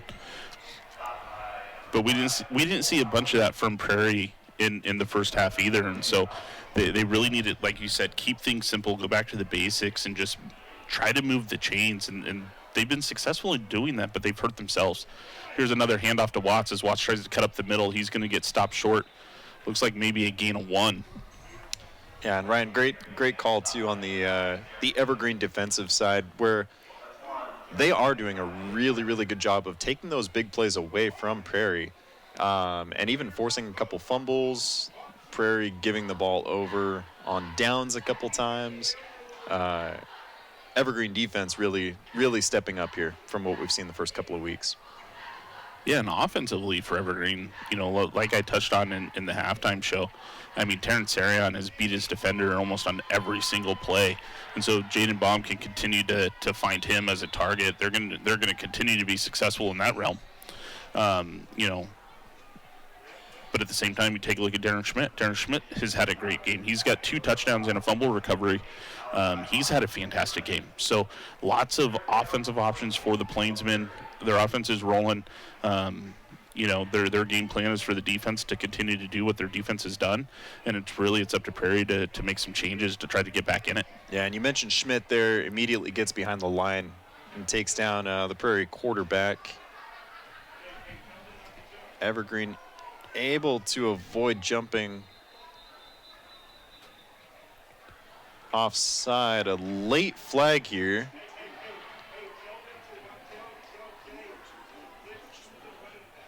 They're going to talk about it with the white hat and figure out exactly what happened. We've got a false start, so that's going to move the Falcons back. It's going to keep it 3rd down. Yeah, and you touched on the penalties earlier, Ryan. Just another example there of a sack and then a penalty pushes them back to, we're going to get another 3rd and 20, and this is nothing new for Prairie either. They've been in this position a handful of times.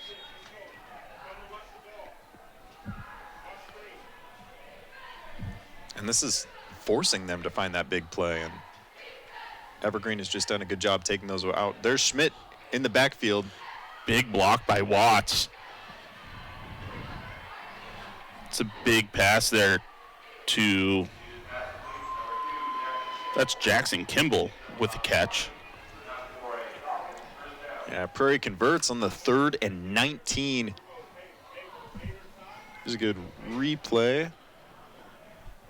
Yeah, Watts coming through with a big block to allow Viju to kind of break out wide to make that pass. Yeah, nobody within 10 yards of the receiver there either. Big tackle from Evergreen. Looks like they're going to give him a gain of 1. That brings up 2nd and 9.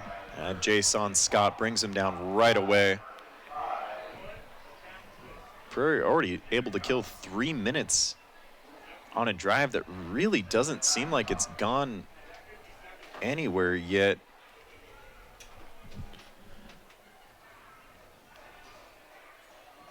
Couple of big gains, couple of big losses.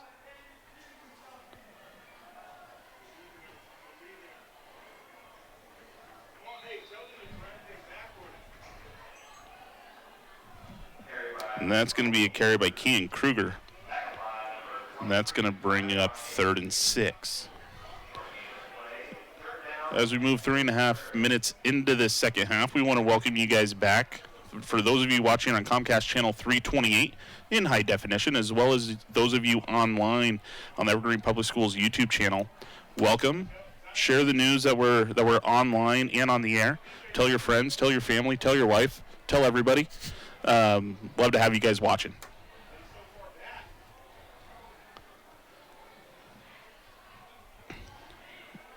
And that ball is going to be dropped by Kruger. That's going to turn incomplete. That's going to bring up 4th and 6 inside of Falcon territory. And another just example of Prairie getting back to basics, man. Just both hands on the ball. Keep your eyes on the ball, but unable to make it work. Let's see if Prairie, how they decide to attack this one. They are going to keep the offensive unit on. Keep in mind they have turned the ball on downs over twice already.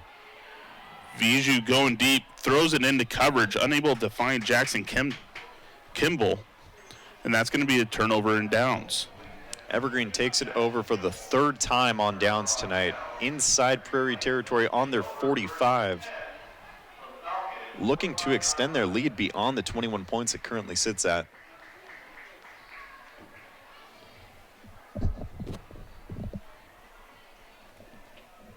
We've got a chilly Friday night, but no moisture in the air. We have lucked out with some of these Friday night games where not a ton of rain to deal with yet. You know what we're going to get next week, right? Yep. Yep. Thanks. Sure do. Going to be a monsoon next week. All right. Jaden Baum finds Terrence Sarion. Sarion tries to break it out to the sideline. And that's going to be enough for the first down as he gets brought down right at the 31-yard line. Everett Steele and Ruvim Pavlenko take him down, but it is going to be a big gain.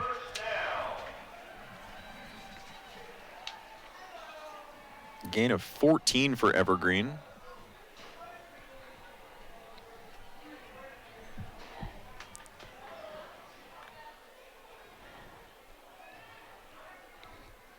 Baum finds Hudson Nellis through the middle. Nellis makes his way to the outside. He gets brought down right at the 15-yard line. That's going to be another first down for the Plainsmen. Nellis wide open, not a Falcon within 14 yards of him. There's a good replay. Baum does a great job scanning his options here. Finds Nellis wide open right in the middle of the field. Hodges with the ball. He's going to take that in. That's going to be a 15-yard score for Malachi Turner Hodges. Yeah, Hodges finds himself a hole right on the left side. No one in the secondary there to be able to pick him up. That's going to be his second touchdown of the evening. He didn't even give us the opportunity to exit the replay. He was. That's going to extend the Evergreen lead to 34-7. Just a gigantic lead for two teams that came with identical league records. Jose Suarez, the kicker for the Plainsmen.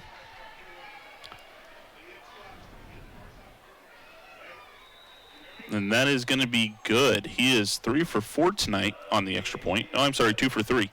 2 for 3 for extra points tonight. Here we go. You see Hodges just bounce out to the outside. Good block from the linebacker. Yeah, untouched the whole way.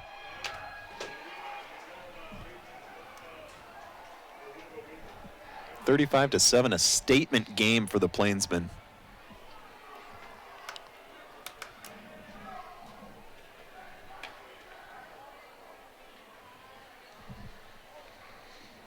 Keep in mind, this is game 1 of a doubleheader scheduled tonight. We have Heritage against Kelso scheduled immediately after this game. So if you're watching at home, stay tuned. We've got another excellent one-up for you after. Yeah, that's going to be a good game. Kelso is currently sitting 5-1. Heritage is 6-0 for the first time, I think, in program history.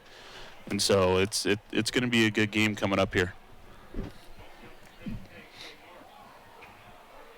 Yeah, it's going to be a clash of titans. So tune in at probably 7:30. Yeah, once this game ends, there's a 20-minute mandatory warm-up period.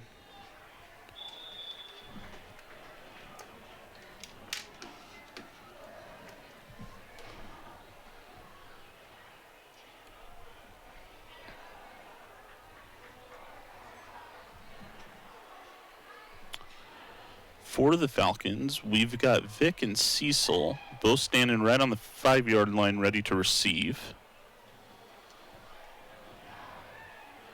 This one will be fielded right at the 11-yard line. Cecil makes his way, finds a couple holes. He makes his way around the outside. He's ultimately going to get brought down right at the 48-yard line. That's a great return for Olin Cecil. That puts the Falcons in great field position to start this drive. Yeah, great return. We're going to get a replay here. Cecil does a great job keeping his eyes upfield, just following blockers and finding holes. Yeah, good stuff from the special teams crew of Prairie. Several timely blocks there. And that's going to put them right around midfield, already further than where they were last drive. Devin Viju. We got Sam Watts. He hands it off to Watts. Watts keeps his leg moving, and that's going to go ahead and be a gain of 7. That brings up 2nd and 3. First time in a while we've seen Prairie inside Evergreen territory.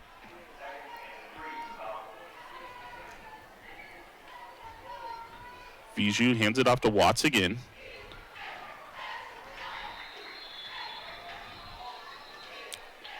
They are going to say Prairie's down, but another near fumble for Prairie. Yeah, Watts picks up 1 on the play. That brings up 3rd and 2.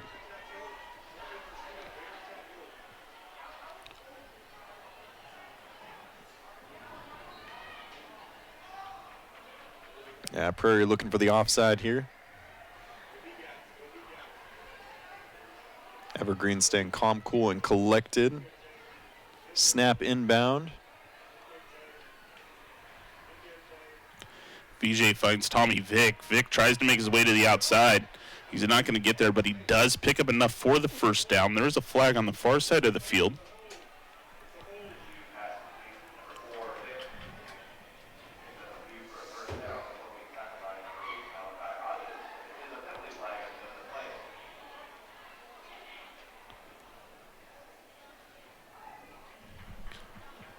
Another offensive holding here would just be a deal breaker for Prairie. Looks like we've got an inadvertent face mask on the defense. So that's going to move the ball 5 yards further for the Falcons. That is going to result in a first down.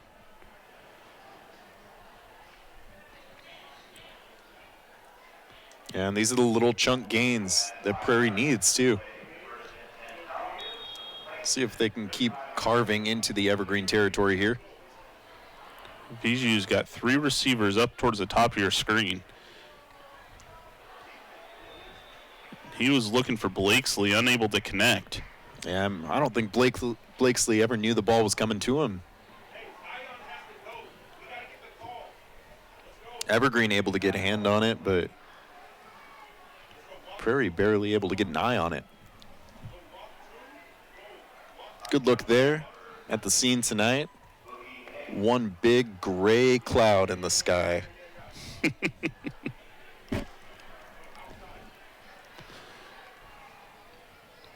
time Viju finds Jackson Kimball over the middle.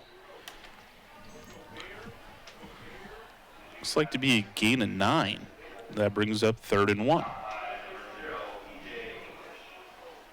Yeah, and this is what Prairie needs, and even then, Evergreen doing a good job limiting those big plays, and just good play from both of them this drive. Prairie really cleaning up the penalties here. This ball's handed off to Watts. He's going to get a gain of 4. That's going to be another first down for the Falcons.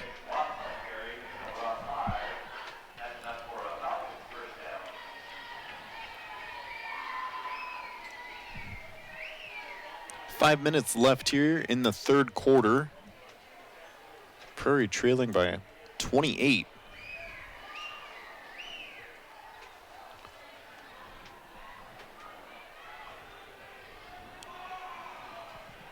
Fiji looking downfield, decides to scramble, finds Sam Watts in the flat. That ball is caught. It's going to move him into the red zone. A gain of 4-ish. But again, just Viju unable to find any quick plays. Evergreen doing a great job of covering in the secondary, but also getting behind the offensive line of Prairie. Yeah, so that brings up 2nd and 7 for Viju. Viju hands the ball off to Sam Watts once again. Watts trying to make his way through the middle. He's going to get another gain of about 3 to 4. That brings up 3rd and 4.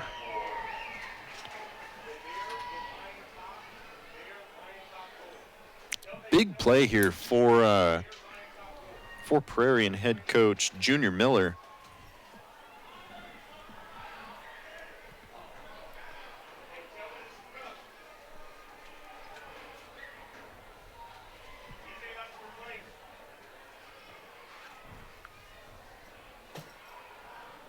Viju rolls out, trying to find his way out of pressure. He's able to scramble, looking for the end zone. He finds, is that Tommy Vick? It is Tommy Vick for the touchdown, his 2nd of the night. Incredible play there from Prairie. Viju runs backwards 15 yards and lofts the ball to the corner of the end zone. Vick able to bring that in for the score. Decent coverage there, too, from Rayshawn Chambers. Just Vick able to bring that one in. Yeah, that ball was placed just in the right spot. Yeah, what a gutsy third down call there from both the coach and incredible confidence from the quarterback. Isaiah Ojeda puts the extra point through. That brings their point total to 14.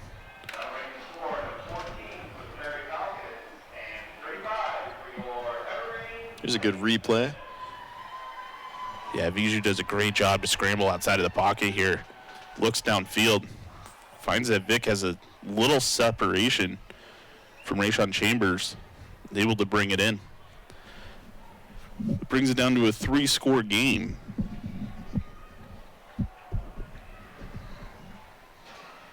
Yeah, Prairie making things interesting here. This is what they did last week, too, with Kelso. Mm-hmm.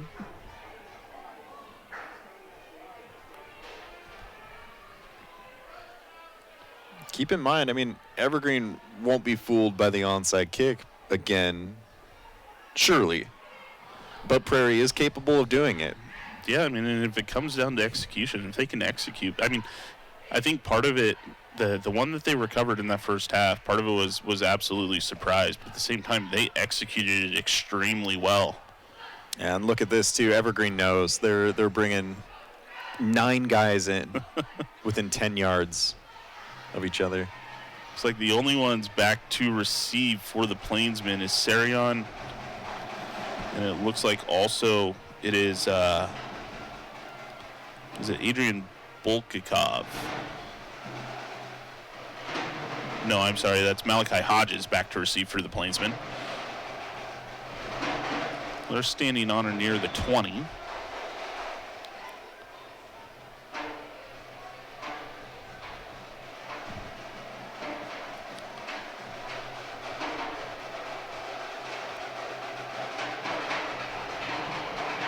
Ojeda with the kick. And they do try the onside kick again.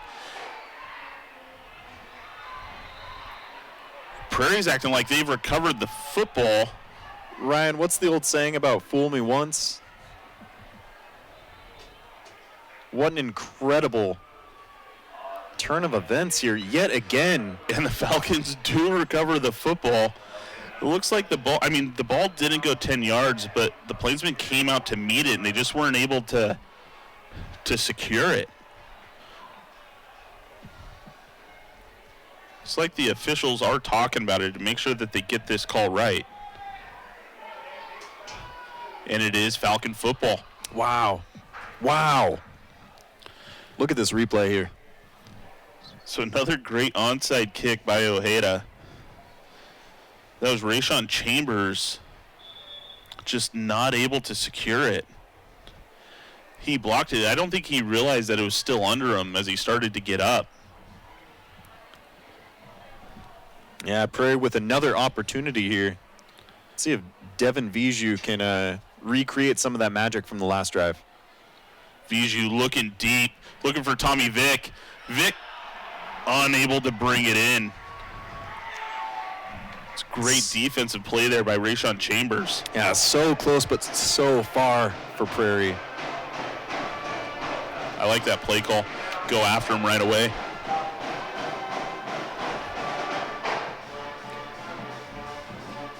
I mean, Vick's open. Yeah, good coverage there right at the very end. Yeah. 2nd and 10. Viju's got Watts in the backfield. Hands it off to Watts. Watts tries to make his way out to the outside, and he's going to get stopped for no gain. That brings up 3rd and 10.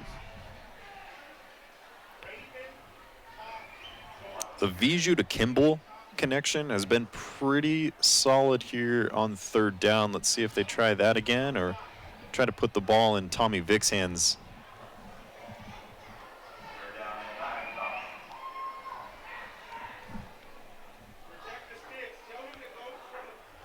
Two and a half minutes left in the 3rd quarter. Prairie looking at 3rd down and 9. Right around midfield. Viju scrambles out of the pocket. He fumbles the football. That's going to be picked up by the Plainsmen, and they're going the other direction. Watts able to go ahead and drag him out of bounds, unless if he wasn't able to do that, that was going to be another touchdown for Evergreen. Yeah, Evergreen forces their 3rd fumble of the night, and 2 of those right after Prairie recovers onside kicks.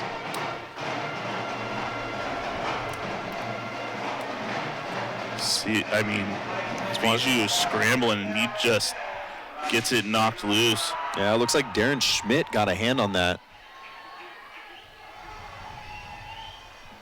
Yeah, Darren Schmidt just all over both sides of the field tonight, wreaking havoc.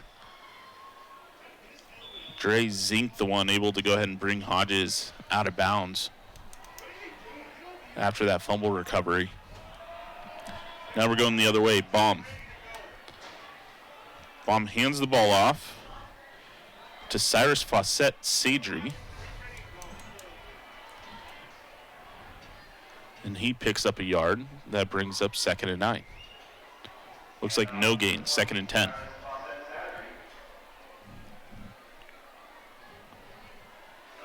Prairie really needed to score that drive too. You have to feel that turnover may have been the last nail in the coffin here.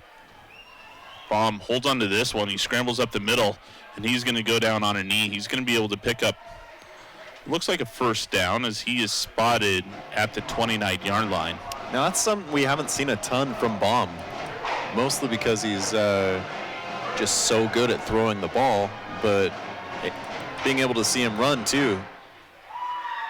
Yeah, he's not a natural runner. He's put in a lot of work in this past offseason. This time the ball gets handed off to Hodges. Hodges keeps his leg moving. That's going to be a gain of 9. That brings up 3rd and 1.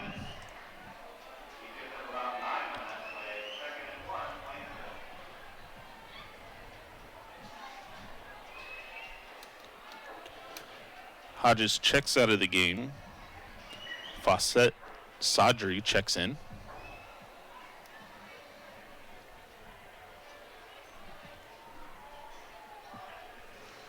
Under a minute now left in the third quarter. Handed off to the halfback. He's going to get stopped behind the line of scrimmage. That brings up third down. Looks like it's going to be 3rd and 2 for a loss of 1.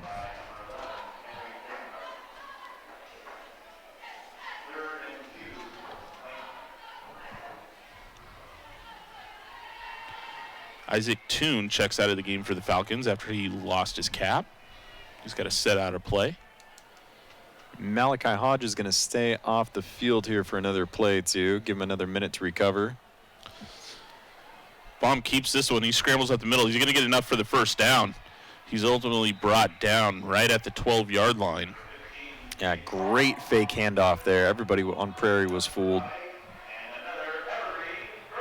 We're going to get Jason Scott on the field, coming on to replace Cyrus Fawcett Sadri.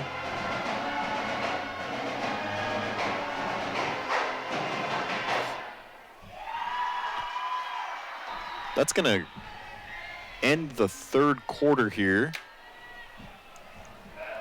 Going to bring us to Q4. Evergreen threatening, already up 35-14.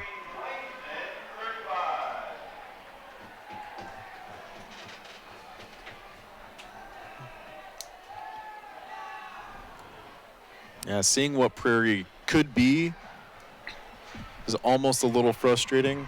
Just, you know, some turnovers here and there and some penalties and just some undisciplined play. Yeah. Really coming back to bite them. Yeah, it wasn't the worst case scenario for the third quarter for the Falcons, but it was pretty close. I mean, sure, you traded touchdowns, but the clock kept running. And this was one of the quickest quarters we've had tonight. Mm-hmm. And now you're sitting 12 minutes left and you're down 3 and Evergreen's knocking on your door again. You got to come up with a little bit of magic. Sure. The quick quarter is one thing.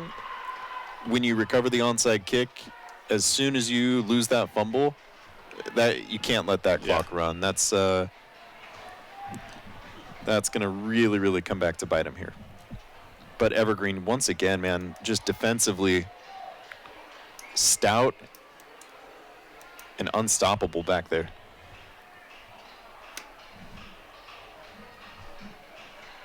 See if Baum can find another touchdown through the air here. He has had a couple running plays this drive. Let's see if he can find the end zone on his legs, too.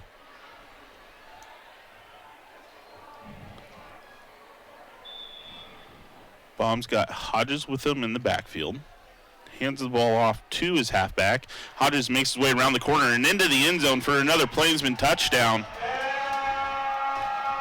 Hodges yet again just so slippery back there, following his blockers and able to find the score. Yeah, that's Hodges' 3rd touchdown of the evening. Takes the score to 41 for the Plainsmen.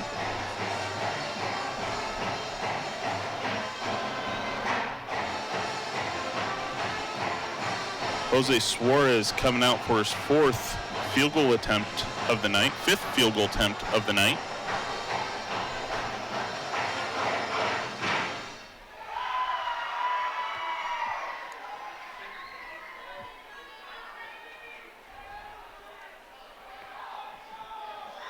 And that extra point's going to get blocked, and it's going to be no good. Got a palindrome score here, 41-14.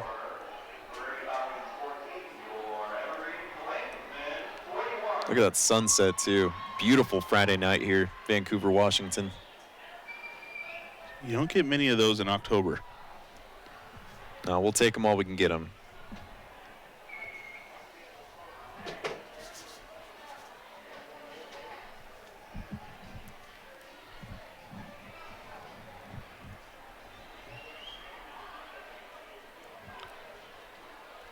$11:55 left in the game.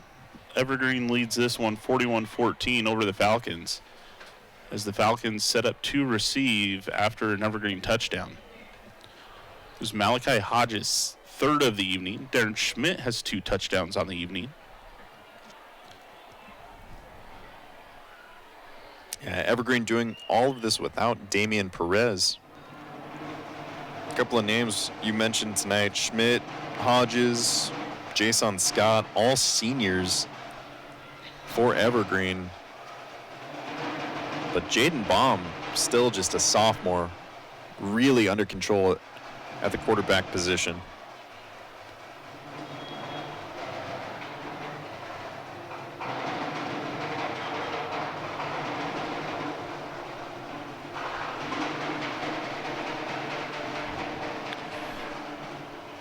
Back to receive for the Falcons, we've got Tommy Vick and Olin Cecil standing right around the 4-yard line. And this ball is going to be fielded right at the 1. That's Tommy Vick. He makes his way trying to get to the outside. He cuts back in, and he's going to go get held up right at the 33-yard line. So the Falcons starting with decent field position for this drive.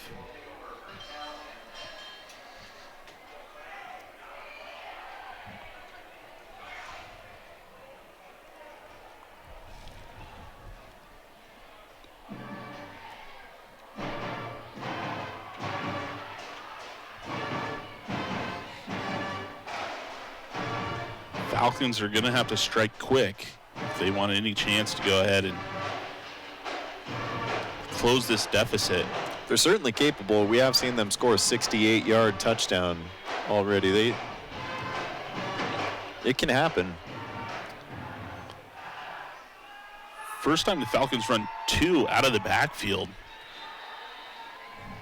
This one's going to be carried by Kean Kruger for a gain of 9. That brings up 2nd and 1.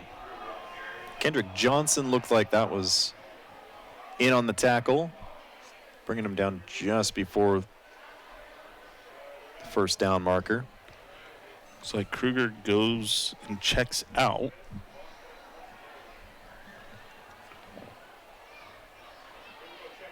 Falcons going back to their familiar single back formation.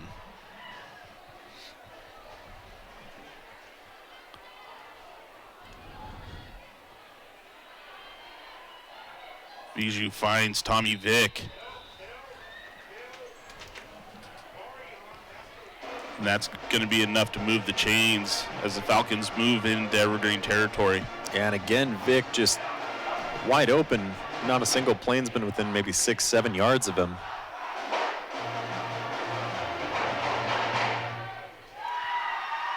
Keep your eye on him, top of the screen. Bijou looking downfield, scrambles out to his left. There right through the hands of Tommy Vick. That's going to fall incomplete. Yeah, Tommy Vick wide open that whole time, just cutting through the middle of the field there.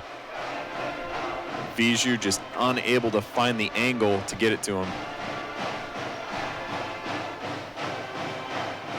2nd and 10. Vick now lining up on the bottom of your screen next to other wideout Cruz Assay.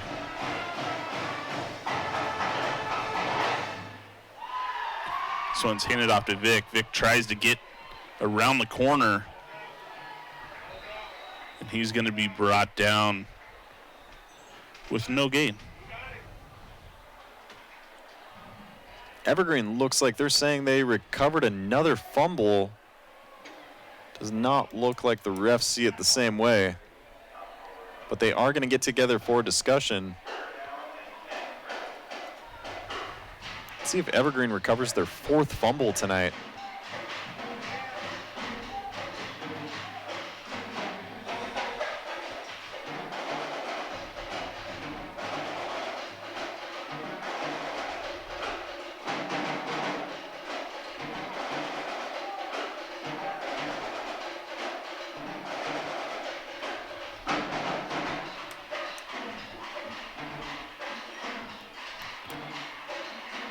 All right, we're going to have 3rd down. 3rd and 10. Yeah, let's see if we can see anything in this replay as Vick tries to make his way around the corner. The ball does pop loose, But it looks like the Evergreen defender was out of bounds when he recovered it. Yeah, that's a great call from the referees there. And that ball's just going to be overthrown. Target was Jackson Paris. Paris getting hit hard.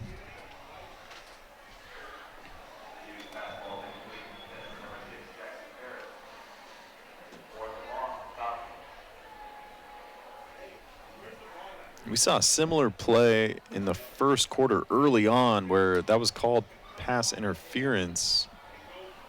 Looks like that's not going to go Prairie's way, and we're going to get 4th and 10 here. Yeah, I think that was a good defensive play there by the Plainsmen. The timing was right. He didn't get there too early.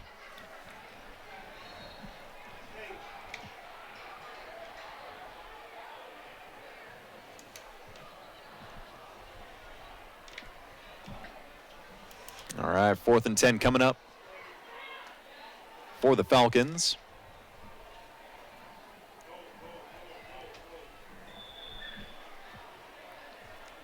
Evergreen looking to take it over on downs for the 4th time tonight. Devin Vijay facing 4th and 10. Picks this one up off the ground, finds his target, which is Vic. That's going to be enough to get a first down. Excuse me, that wasn't Vic. That was number 2, Jackson Kimball.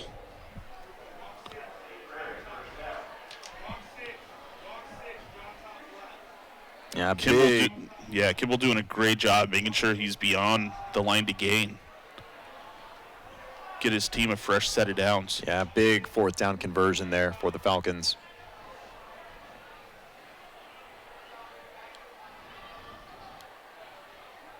This time the ball does go to Vic. Vic is going to get pushed out of bounds. Mark him right at the 28, which is going to be enough for another first down.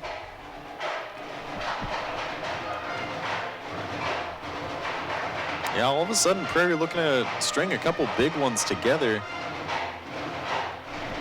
It's a good drive for them. Really something they needed here. If for nothing else than taking this to the next game. Yeah, they've shown they've got heart. Fiji trying to get out of pressure here. He does a great job to find his way out of bounds to avoid the sack. It's going to be no gain. Yeah, Viju's scrambling back there is very, very impressive. Does have a tendency to hold on to the ball for a little bit longer, but when you can get away with it like that, you know. Yeah, he's showing good speed with his feet. He scrambled out of those situations a couple times tonight.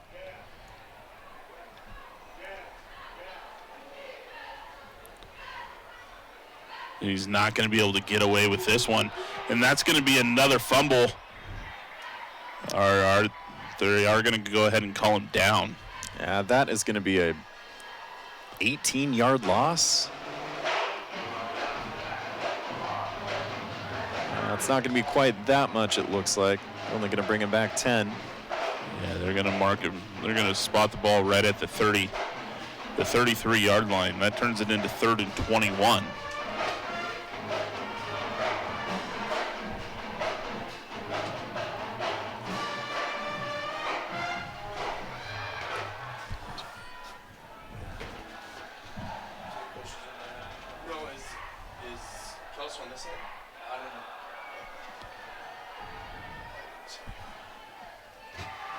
Third and 21. Viju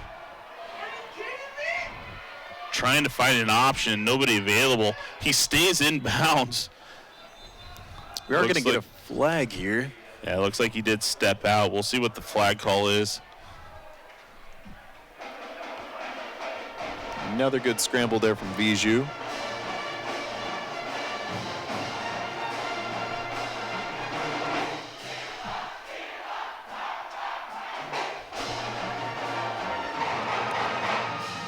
We're going to get a hold. It's a hold on the Falcons. We're going to replay 3rd down.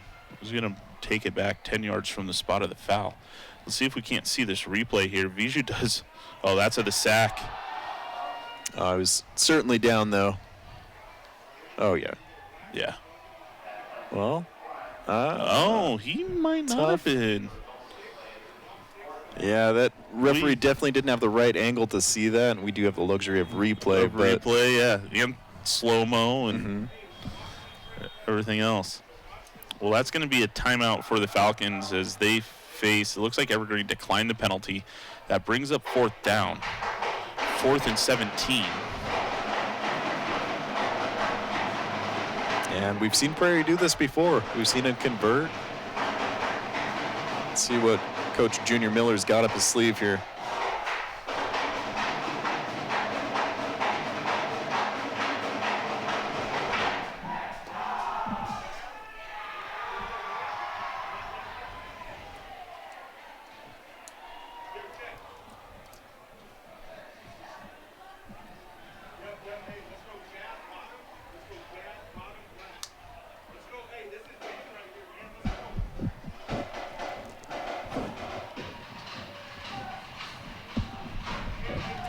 This is a big stop for Evergreen.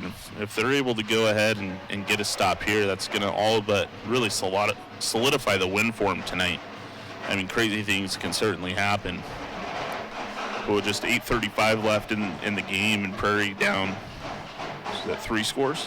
Yeah, and the way Evergreen's been able to just find little chunks of yardage here, that much field position, they just may be able to run out the clock here. All depends on this play.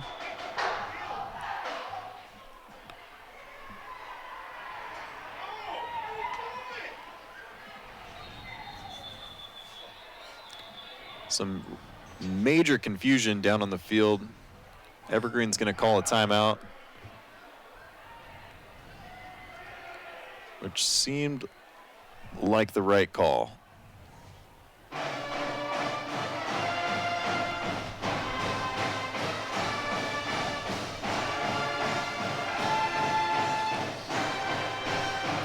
Goes to show how important this play is for both sides of the football.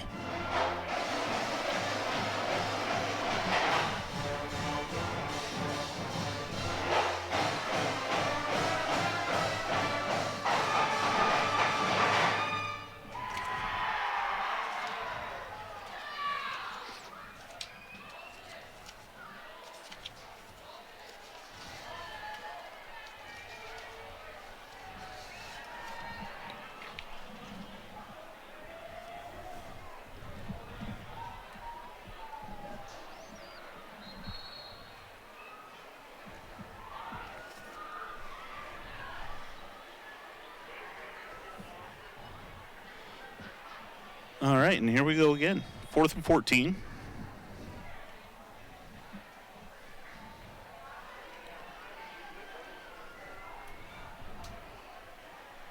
Devin Viju. Let's see if he can go ahead and convert a 4th and long.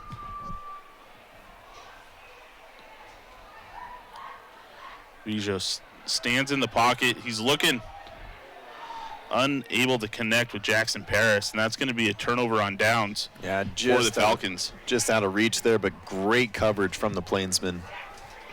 Yeah, Malachi Hodges did a great job defensively. Yeah, right in stride with him the whole time. Yeah, for Prairie to target Hodges there, who's been stellar on the coverage all night. Yeah. Interesting play call. But that'll be the 4th time Evergreen takes over on downs tonight. Yeah, Jaden Baum comes out to lead his team for another offensive possession. Baum hands this one off to Malachi Hodges. Hodges finds his way up through the middle. He's trying to break through. He's got 2 to beat. He's ultimately going to go ahead and get brought down right at the 38-yard line into Prairie territory. Yeah, big gain there from Hodges. We've seen him do that a time or two tonight already. Extremely effective back there.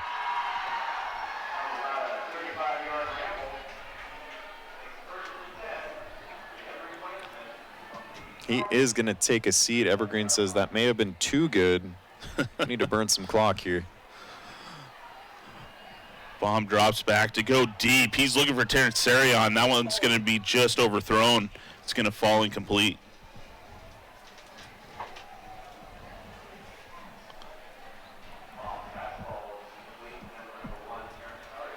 That brings up 2nd and 10. Bomb looking for the end zone there, but just not quite able to get the loft on it.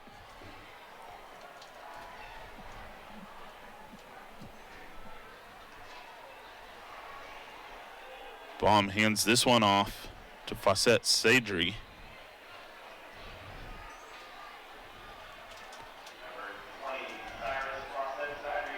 He's going to get about a gain of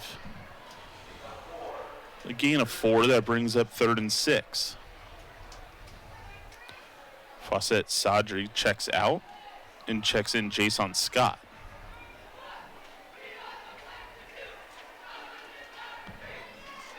Sarion coming down to the bottom of your screen. Keep an eye on him if Evergreen does decide to pass. We've got 7 minutes and counting on the game clock. Bomb looks to Darren Schmidt over in the middle, and that's going to be enough for a first down. That moves the chains. Really like that play call there from Evergreen. Yeah, it was a good little screen pass. Right over the middle.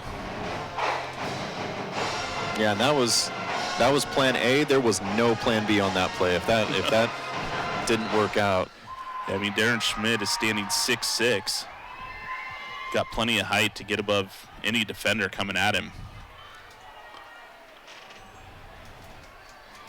That ball was carried by Jason Scott for a gain of 2. Brings up 2nd and 8. Under 6.5 now. Evergreen burning a couple minutes here.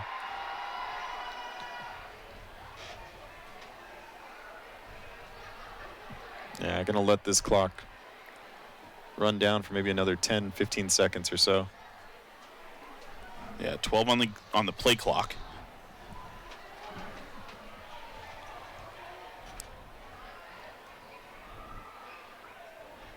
Bomb bobbles it. He's rolling out, trying to find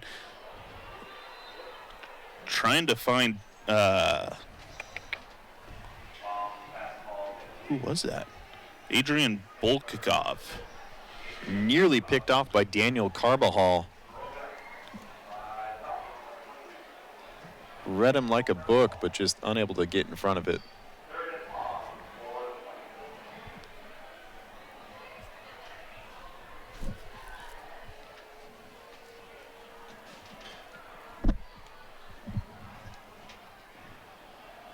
Evergreen on the 21-yard line. Bomb hands this one off to Hodges. Hodges fights his way through the middle. That incompletion prior did stop the clock. That run's going to keep it going, though. It does bring up 4th down, maybe 4th and 5. 4th and 6 for the Plainsmen. Looks like the offense is staying on the field for 4th down.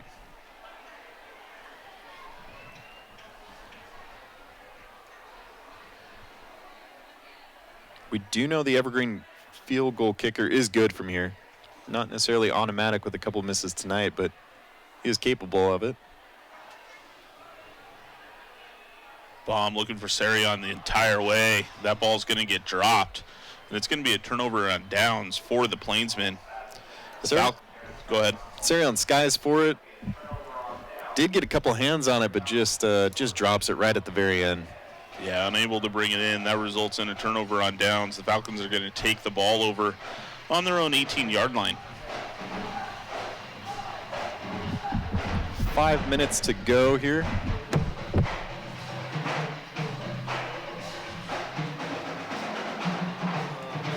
Prairie taken over at their own 18.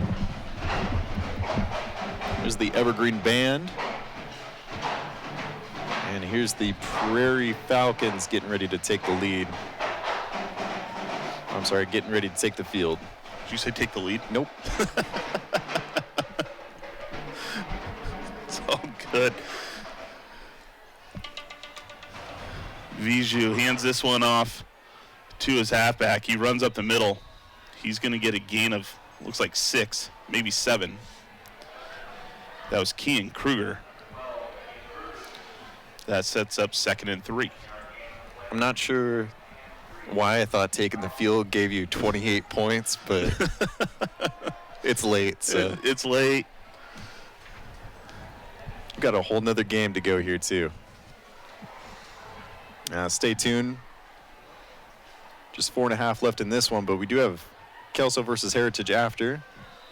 Prairie's going to get a first down there.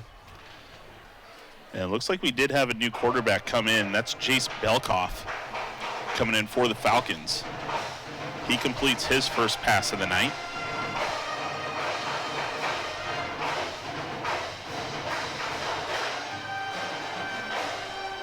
Belkoff has Kruger in the backfield. The 4-receiver set. He hands it off to Kruger once again. Kruger fights his way up the middle, and he's going to get stopped right at the 39-yard line. They're going to give him the 40. That brings up another second. It looks like 2nd and 2.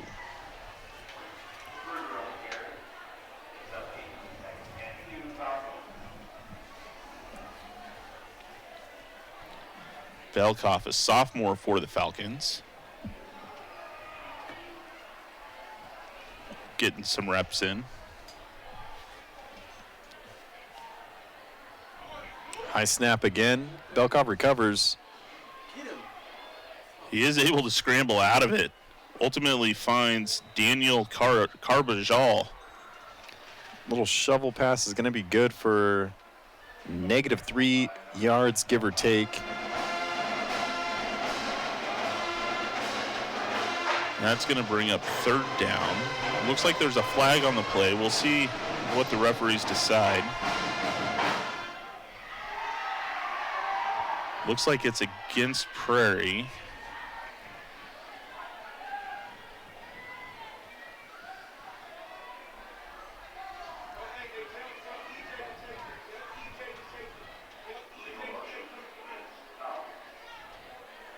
Illegal motion called against the Falcons.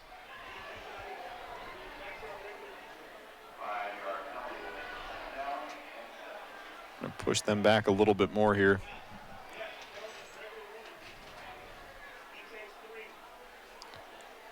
Looks like the Plainsmen have declined the penalty. So that brings up 2nd and 7.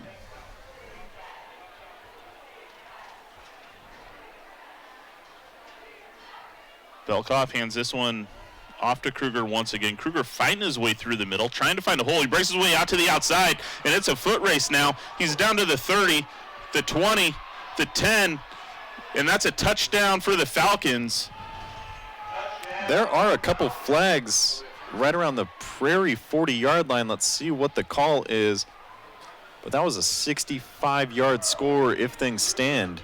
Kruger did a great job of breaking through a couple tackles right through the gut. These flags are on the near side of the field. Some of the Evergreen coaches are pointing against Prairie. Like they should. That's a good point. They're not going to.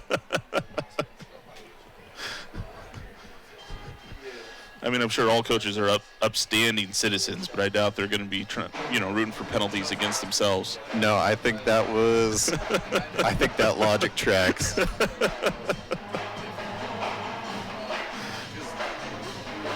Referees bringing everybody in on this one.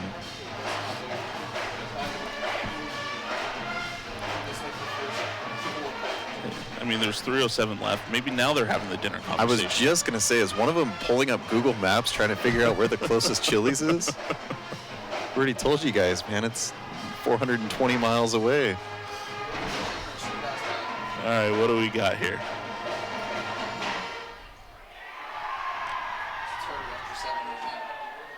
Unsportsmanlike conduct on both teams, offsetting penalties.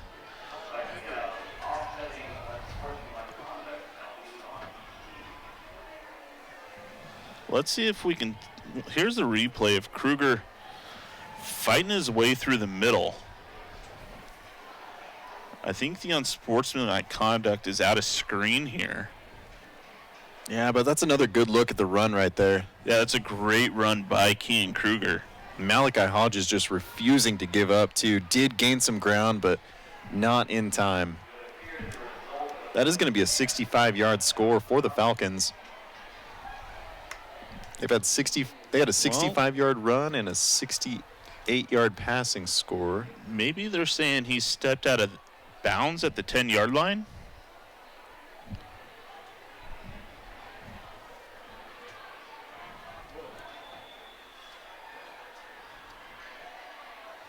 Timeout for the Falcons.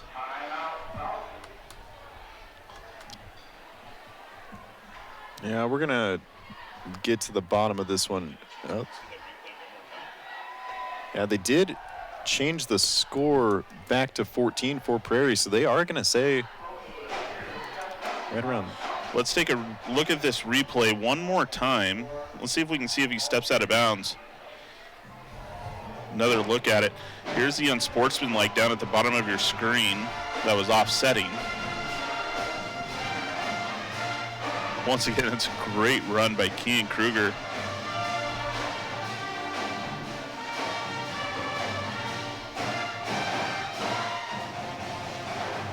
Yeah, certainly possible. He got really close to that line.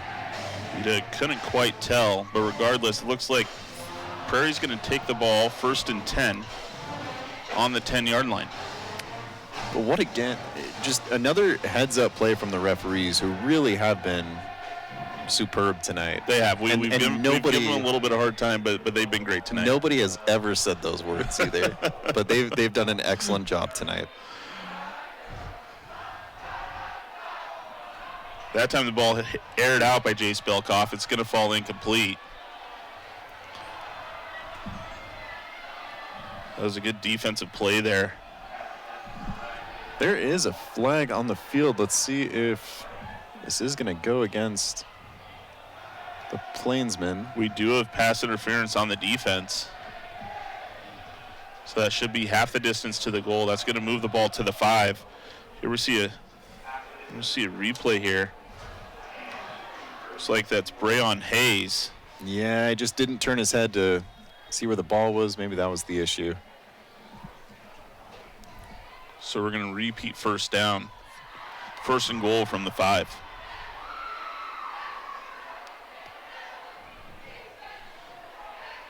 Belkoff hands this one off to Kruger.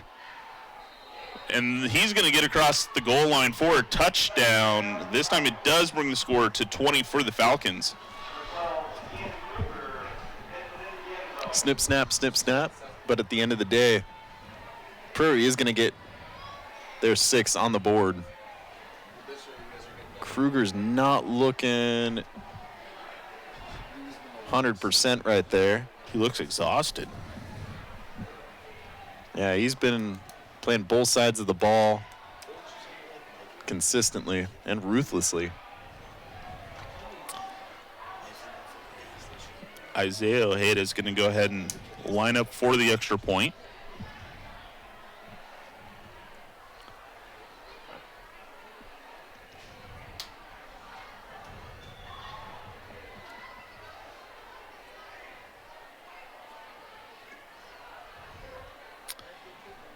And the cook is good. The kick's good for the extra point. That brings the score to 21.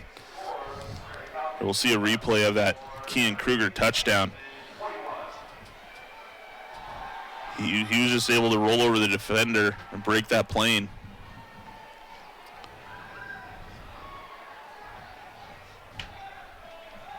I think all this Chili's talk, now Cook talk, we just got. It's about that time. It's dinner time. It's dinner time. One thing for sure, Prairie's shown a lot of fight tonight. They went down early. They had some mistakes offensively on the football that did not go their way. Fumbles, penalties, that type of thing, failed drives that they had the momentum. And even finding a score there with backup quarterback Belkoff, and that's going to go a long way. Yeah, it certainly will. I think something to build on for next week. For sure. for sure. I mean, this is going to go ahead and put them 1-2 in league play. But I think with the rest of the season still remaining, they still definitely have a chance to go ahead and turn this into a winning season and a successful season for the Falcons. With 3 out of 5 teams moving on, correct, out of league play, 1-2 is not necessarily a death sentence. No. There's plenty of wiggle room. You just have to crack top 60%. And that's 2-1 is going to put Evergreen in second. Heritage, the lone undefeated team. If Heritage goes down tonight, going to be a couple teams at 2-1, and Prairie's only a game back still. Plenty of time.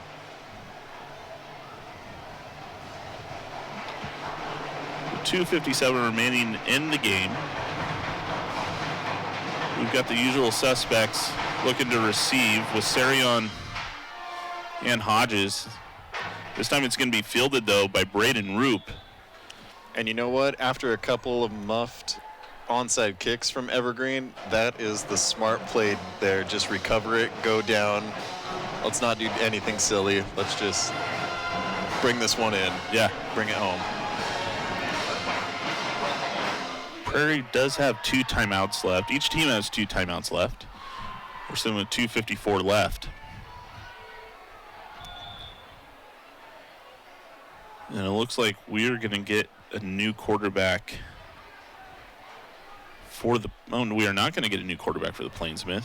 Jaden Baum comes back out. Hodges lined up just to his left. This ball is handed off to Hodges. Hodges makes his way around the corner. He's going to get a gain of about 8. As he brings the ball to the 36-yard line.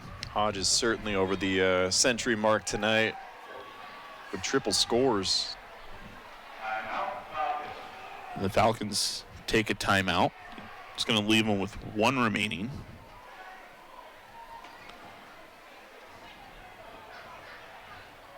Mentioned it a couple times, but this Evergreen compared to the first couple of weeks, definitely a different team. This team is a force to be reckoned with.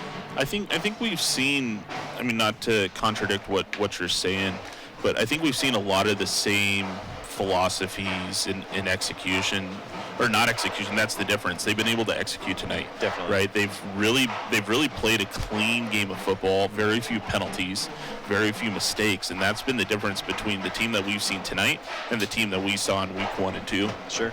Yeah, a lot of drop passes too in the first couple of games tonight. Hardly any. Yeah. Yeah, and when you're able to support Baum like that, when you're able to bring those passes in, Evergreen's capable of putting up 40-plus points easy. Oh, for sure. I mean, and they've scored on the ground and in the air tonight. Hodges has 3. Darren Schmidt has 2. I think Terrence Sarion is probably his most targeted receiver tonight, and he doesn't have a touchdown yet. And so he's been able to spread the ball around quite well, and they've seen success with it.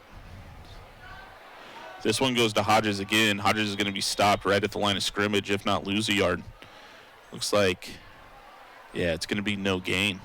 That brings up 3rd down. Clock is going to run a little bit here. Prairie's going to save that final timeout for another opportunity.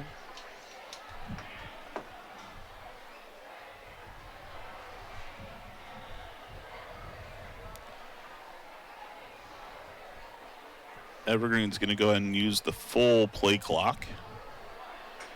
It's ticking down to 12.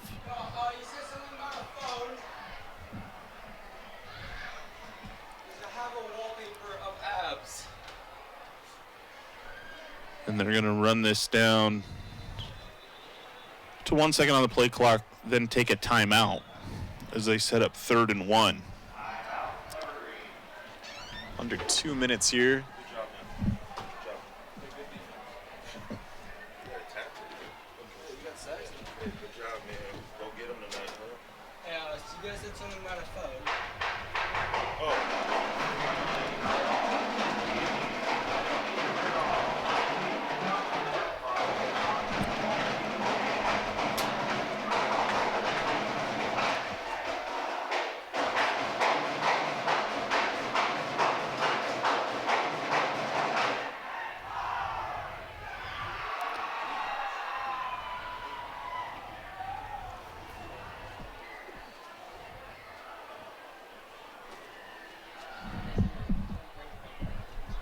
All right, we come out of the timeout.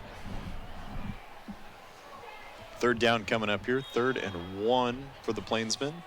I think everybody knows this ball is going to Malachi Hodges.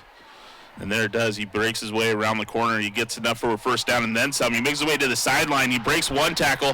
He's ultimately knocked out of bounds right at the 27-yard line. Or they're going to mark him at the 29-yard line. That's enough for a first down. It does stop the clock with 1:48 remaining. Yeah, all he needed is 1, but he got about 40 there. There is a flag marker right around the 36-yard line. Evergreen preparing as if this one's getting brought back. And it is a holding on the offense. So that's going to back them up 10. We're going to replay 3rd down. Unfortunate there because that was another just massive gain for Hodges. Yeah, Hodges was running like he hasn't ran out of steam at all. He's running just as hard in that play as he was in play number 1 tonight.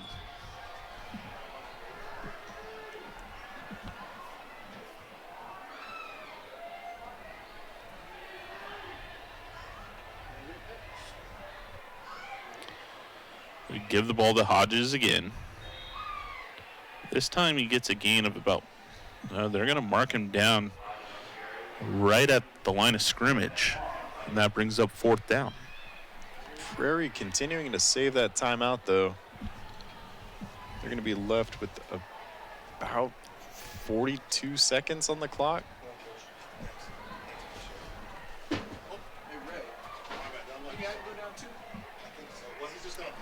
going to punt. Then that means he should be good. All right, cool. Should I get the punt? 10 seconds on the play clock.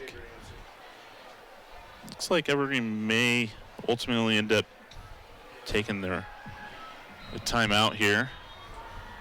This play clock hits 0.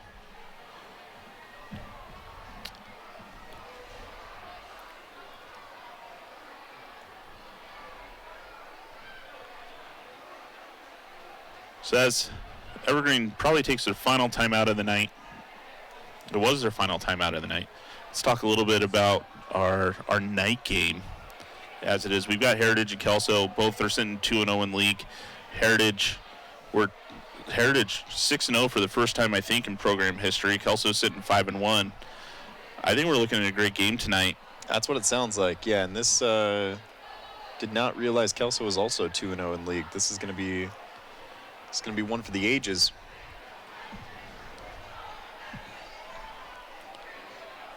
Yeah, and that makes this game a little bit more awkward too. If you do have Kelso and Heritage ahead of you, all of a sudden Prairie's looking at 3 teams ahead of them after this game. They need to make up some ground over the next couple of weeks. Evergreen player able to get off the field just in time. Plainsmen punted away. And that's going to take an Evergreen bounce. That ball's going to roll.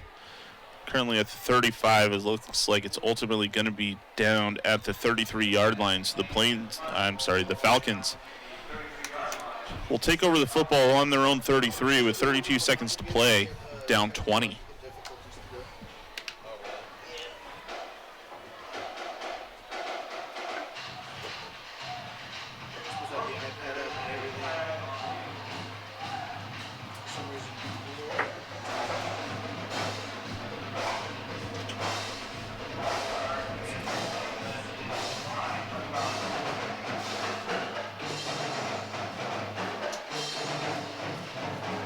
And the Columbians' prediction, not totally far off. They did expect a closer game.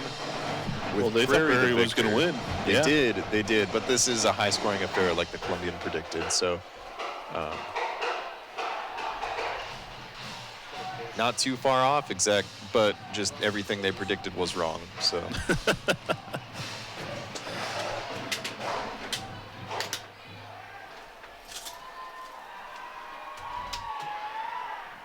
All right, and that's Belkoff. He decides to air one out, looking for Cruz Asay. And he comes up with the reception. Great catch there. Nicole Howard in coverage, but The Cruz Essay just too tall, hauls that one in.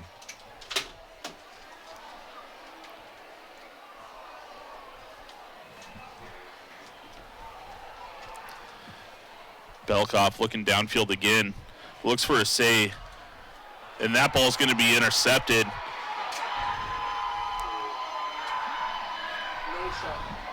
Intercepted by Nicole Howard. Howard trying to get as much as he can, goes coast to coast. He's ultimately brought down. That's going to be another turnover with 4 seconds remaining on the game. That's the 4th turnover, not even including 3 turnover on downs for Evergreen tonight.